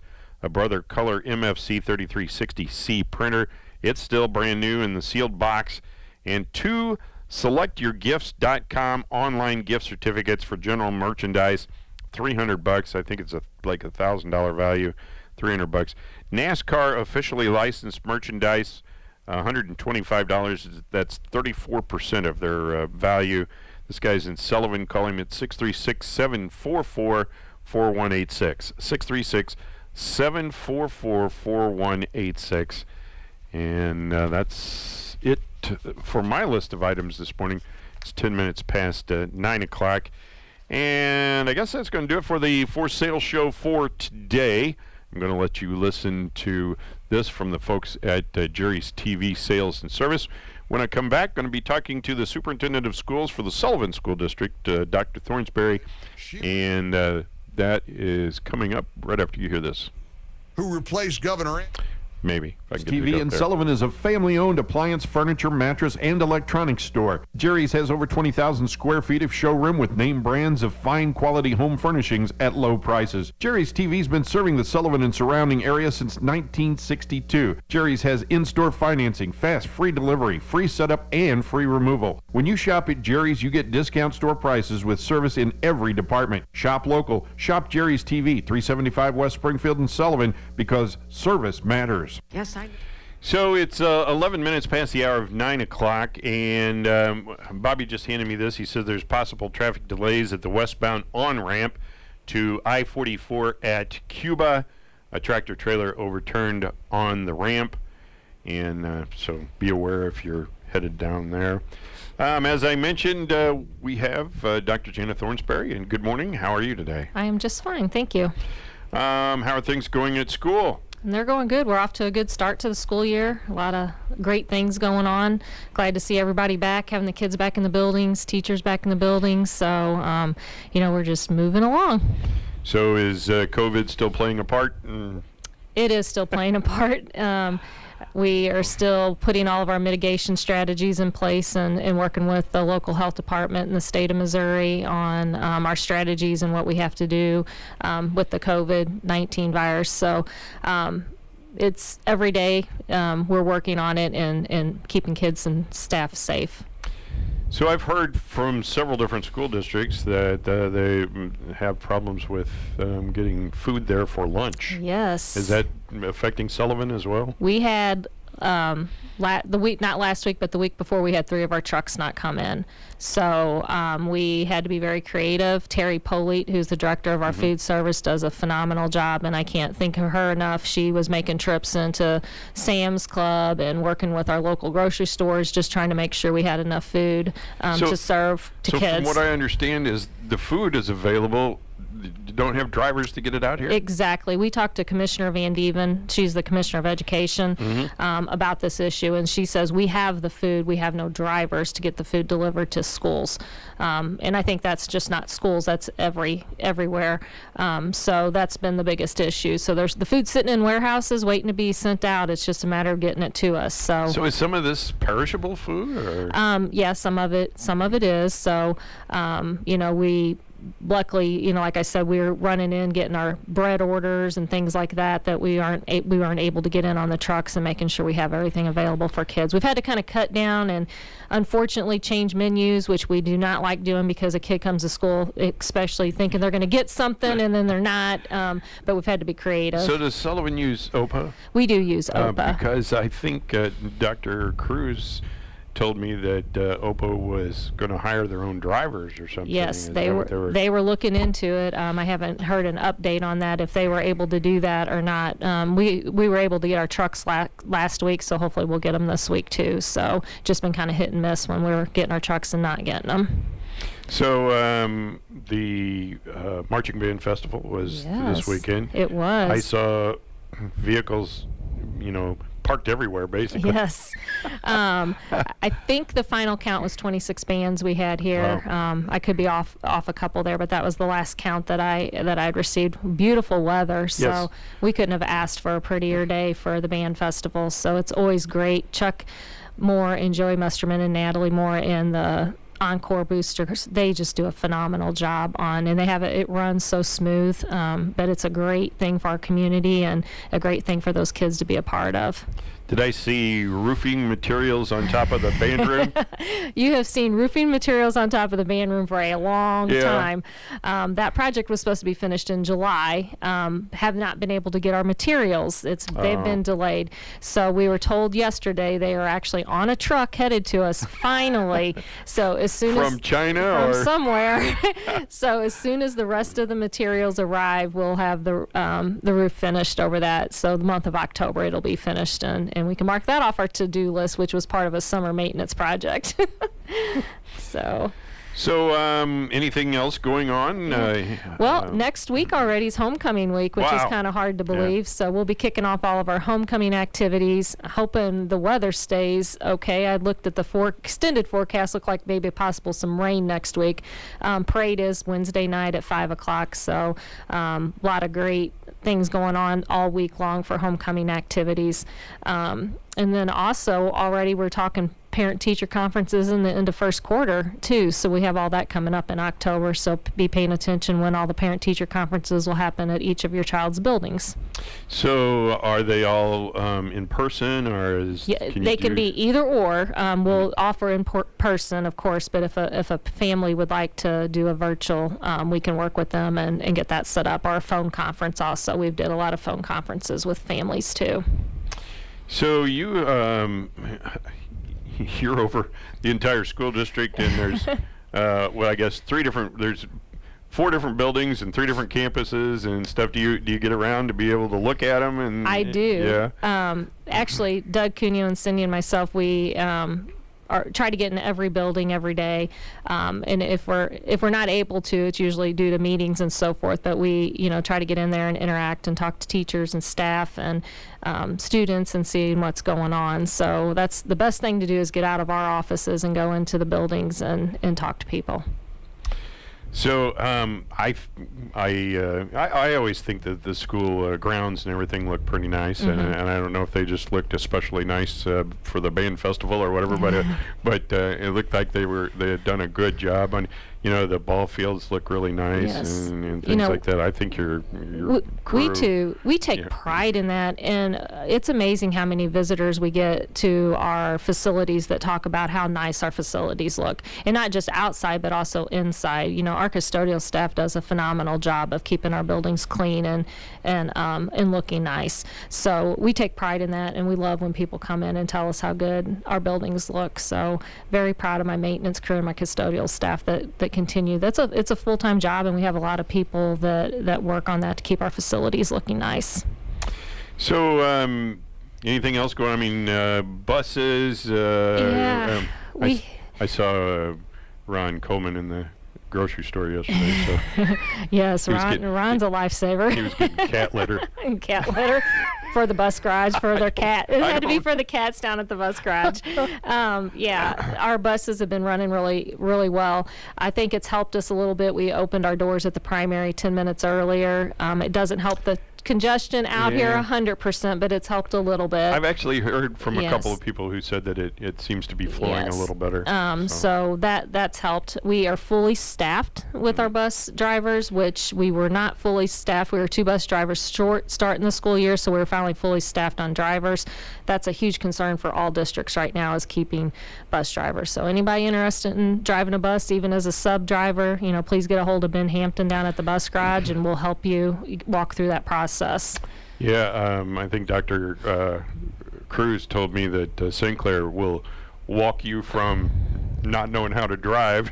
Yes, we all will. The way through. We have a driver that trains and helps you learn how to drive a bus and everything. So definitely can always take all the drivers. One of the things that's helped us a little bit with our driver situation too is we have had several of our coaches step up and get their bus drivers endorsement and their CDL so they can help with driving trips. Because we have a lot of trips that go out before our school routes finish for the day, and so that's where we were really shorthanded at. So those coaches can actually drive their own buses to their activities or games. So that's helped a lot, and we're very excited that they decided to do that. What about subs? Subs is another issue that we have. We've been working through that. We hired, I think, 5 or 6 new subs last night at the board meeting to add to our pool of subs. So always looking for subs in the classroom. We get creative when we're short subs to make sure that we have teachers' classrooms covered throughout the day. But that's something else we're always looking for. We think we're fairly competitive with our sub pay around the area. So if anybody's interested in that too, please get a hold of us and we can help you walk through that process of getting the certification and so forth that you need through the State Department. All right, Jenny, anything else? I don't think so. I just hope to see everybody out over the next couple weeks with senior nights and homecoming activities. Come out and cheer the Eagles on and all the different activities that we have going on. Kids really work hard, don't they? They do work hard and put a lot of time and effort. Our coaches and our sponsors that we have for all of our organizations do a great job. All right. Well, thank you for coming in. Thank you for having us. Again in the future. Thank you. All right. That is Dr. Janet Thornsberry, and she is Superintendent of Schools for the Sullivan School District. That's going to do it for me today. It's 21 past the hour of 9 o'clock, and it is 73 degrees here at the studios of KTUI. Please say a prayer for the leadership of our country, the men and women who protect this great nation of ours, all of the folks that work in healthcare at hospitals, nursing homes, private care, our first responders. There's a blood drive tomorrow at the Knights of Columbus Hall here in Sullivan. Go to redcrossblood.org. You can get signed up for that. You can even fill out some paperwork and speed things along. Sign the back of your driver's license. Be an organ donor. I'll be back with you tomorrow morning at 6 a.m. Mike Gallagher's up next. Stay tuned here to KTUI. Shot are being given general discharges out of the United States military. We're letting our warriors go. Think about it. Mike, this is Greg from Warner Robins. What Governor Whackjob in New York failed to mention is Operation Warp Speed and Trump's involvement and his administration's involvement. So I guess that was God inspired. Let's put the goodwill and the information where it belongs. Yeah, no kidding. She's not likely to do that. We're in trouble. Let's face it, we're in trouble. I'm getting so infuriated as I read this article in the LA Times about this tyrannical lunatic governor in California signing Assembly Bill 37, making California a state with permanent mail-in, universal mailed ballots. Listen to this from the article. The idea of universal mailed ballots has been discussed by state officials and voting rights activists for years, but it's unclear whether the effort would have succeeded if not for the COVID-19 pandemic. Yeah, you think? You think? It's unclear, says the LA Times. Oh no, it's crystal clear. It's as clear as can be. They've taken COVID and they are trying to change and upend this country and cheat and steal and get away with murder. Never forget the words of Jane Fonda. Never forget it. COVID is God's gift to the left. And here's a great way to start. Let's make sure nobody has to say to establish they are who they say they are. Everybody mails in their ballot. Everybody, mail-ins for you get a car, you get a car, you get a ballot, you get a ballot. Everybody gets to mail their ballots in. Mail in 20. This cannot hold. This cannot hold. It just can't. Have you seen the images from Australia? You see what they're doing in Australia? Those cops are literally, they're shooting people in the back with non-lethal bullets who are out protesting the vaccine mandates and the mask requirements and all that in Australia. I saw one video the other day, a guy had his skull cracked open by a cop. They're throwing people in handcuffs, dragging them out, kicking and screaming. COVID is destroying sanity. Mark's in Hackensack, New Jersey on the Mike Gallagher Show. Hey, Mark, welcome. How are you? Thank you. Thank you very much. Sure. The listeners should think about this fact, Mike, that many intelligent healthcare professionals, including many nurses, why are they refusing to take this experimental vaccine? The fact is, there are many side effects. My wife knows several people whose young daughters are having irregular menstrual cycles. 9,000 deaths are reported across the country from this, more than from the flu vaccine. Blood clots in young children because, and this, a demented tyrant who thinks he's a king, Mr. Biden, and the governor of New York think they can just, this is unconstitutional. It is, I believe, illegal. It is obscene, and it's immoral to force people to threaten them losing their livelihood. Well, I mean, Sean Hannity last night, here's cut 7. Sean Hannity had a great point. 1 minute we are celebrating healthcare workers, and here in New York, that's what they've all been about. Let's go to a Broadway show. We're going to invite our healthcare workers to dress rehearsals because we're going to lift them up. We're celebrating them. We're championing the cause of healthcare workers. Now we're just throwing them out like the trash if they don't want to get a vaccine. And by the way, the vaccine mandates that Biden is so eager to impose on everyone, they could soon be having disastrous consequences for the Democrats. Look at New York State, for example. They're preparing to actually call up the National Guard to fill in for hospital workers, you know, the ones in March and April and May of 2020 in the middle of the COVID shift show of all shift shows. Yeah. They're thinking of firing them, many that got COVID, that jumped on COVID grenades every day to save the lives of their fellow citizens. Yeah, they're all about to be fired for refusing to get the vaccine. Sounds like Biden could have yet another crisis of his own making on his hands before he even knows it. It is a crisis of their own making. Here's a crisis: firing thousands of hero healthcare workers and replacing them with the National Guard. Stuart is in Greenville, Ohio. Hey, Stuart, welcome.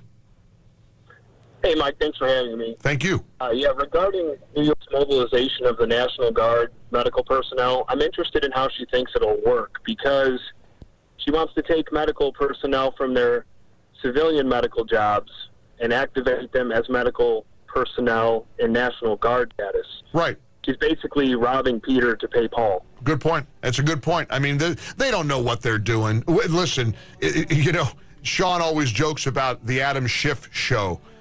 Schiff show, we're not going to use the real word, but that's what they are. They are a crap show right now, and they don't know what they're doing. And Biden, let's go back to Biden vilifying Border Patrol agents. They're going to pay? Really?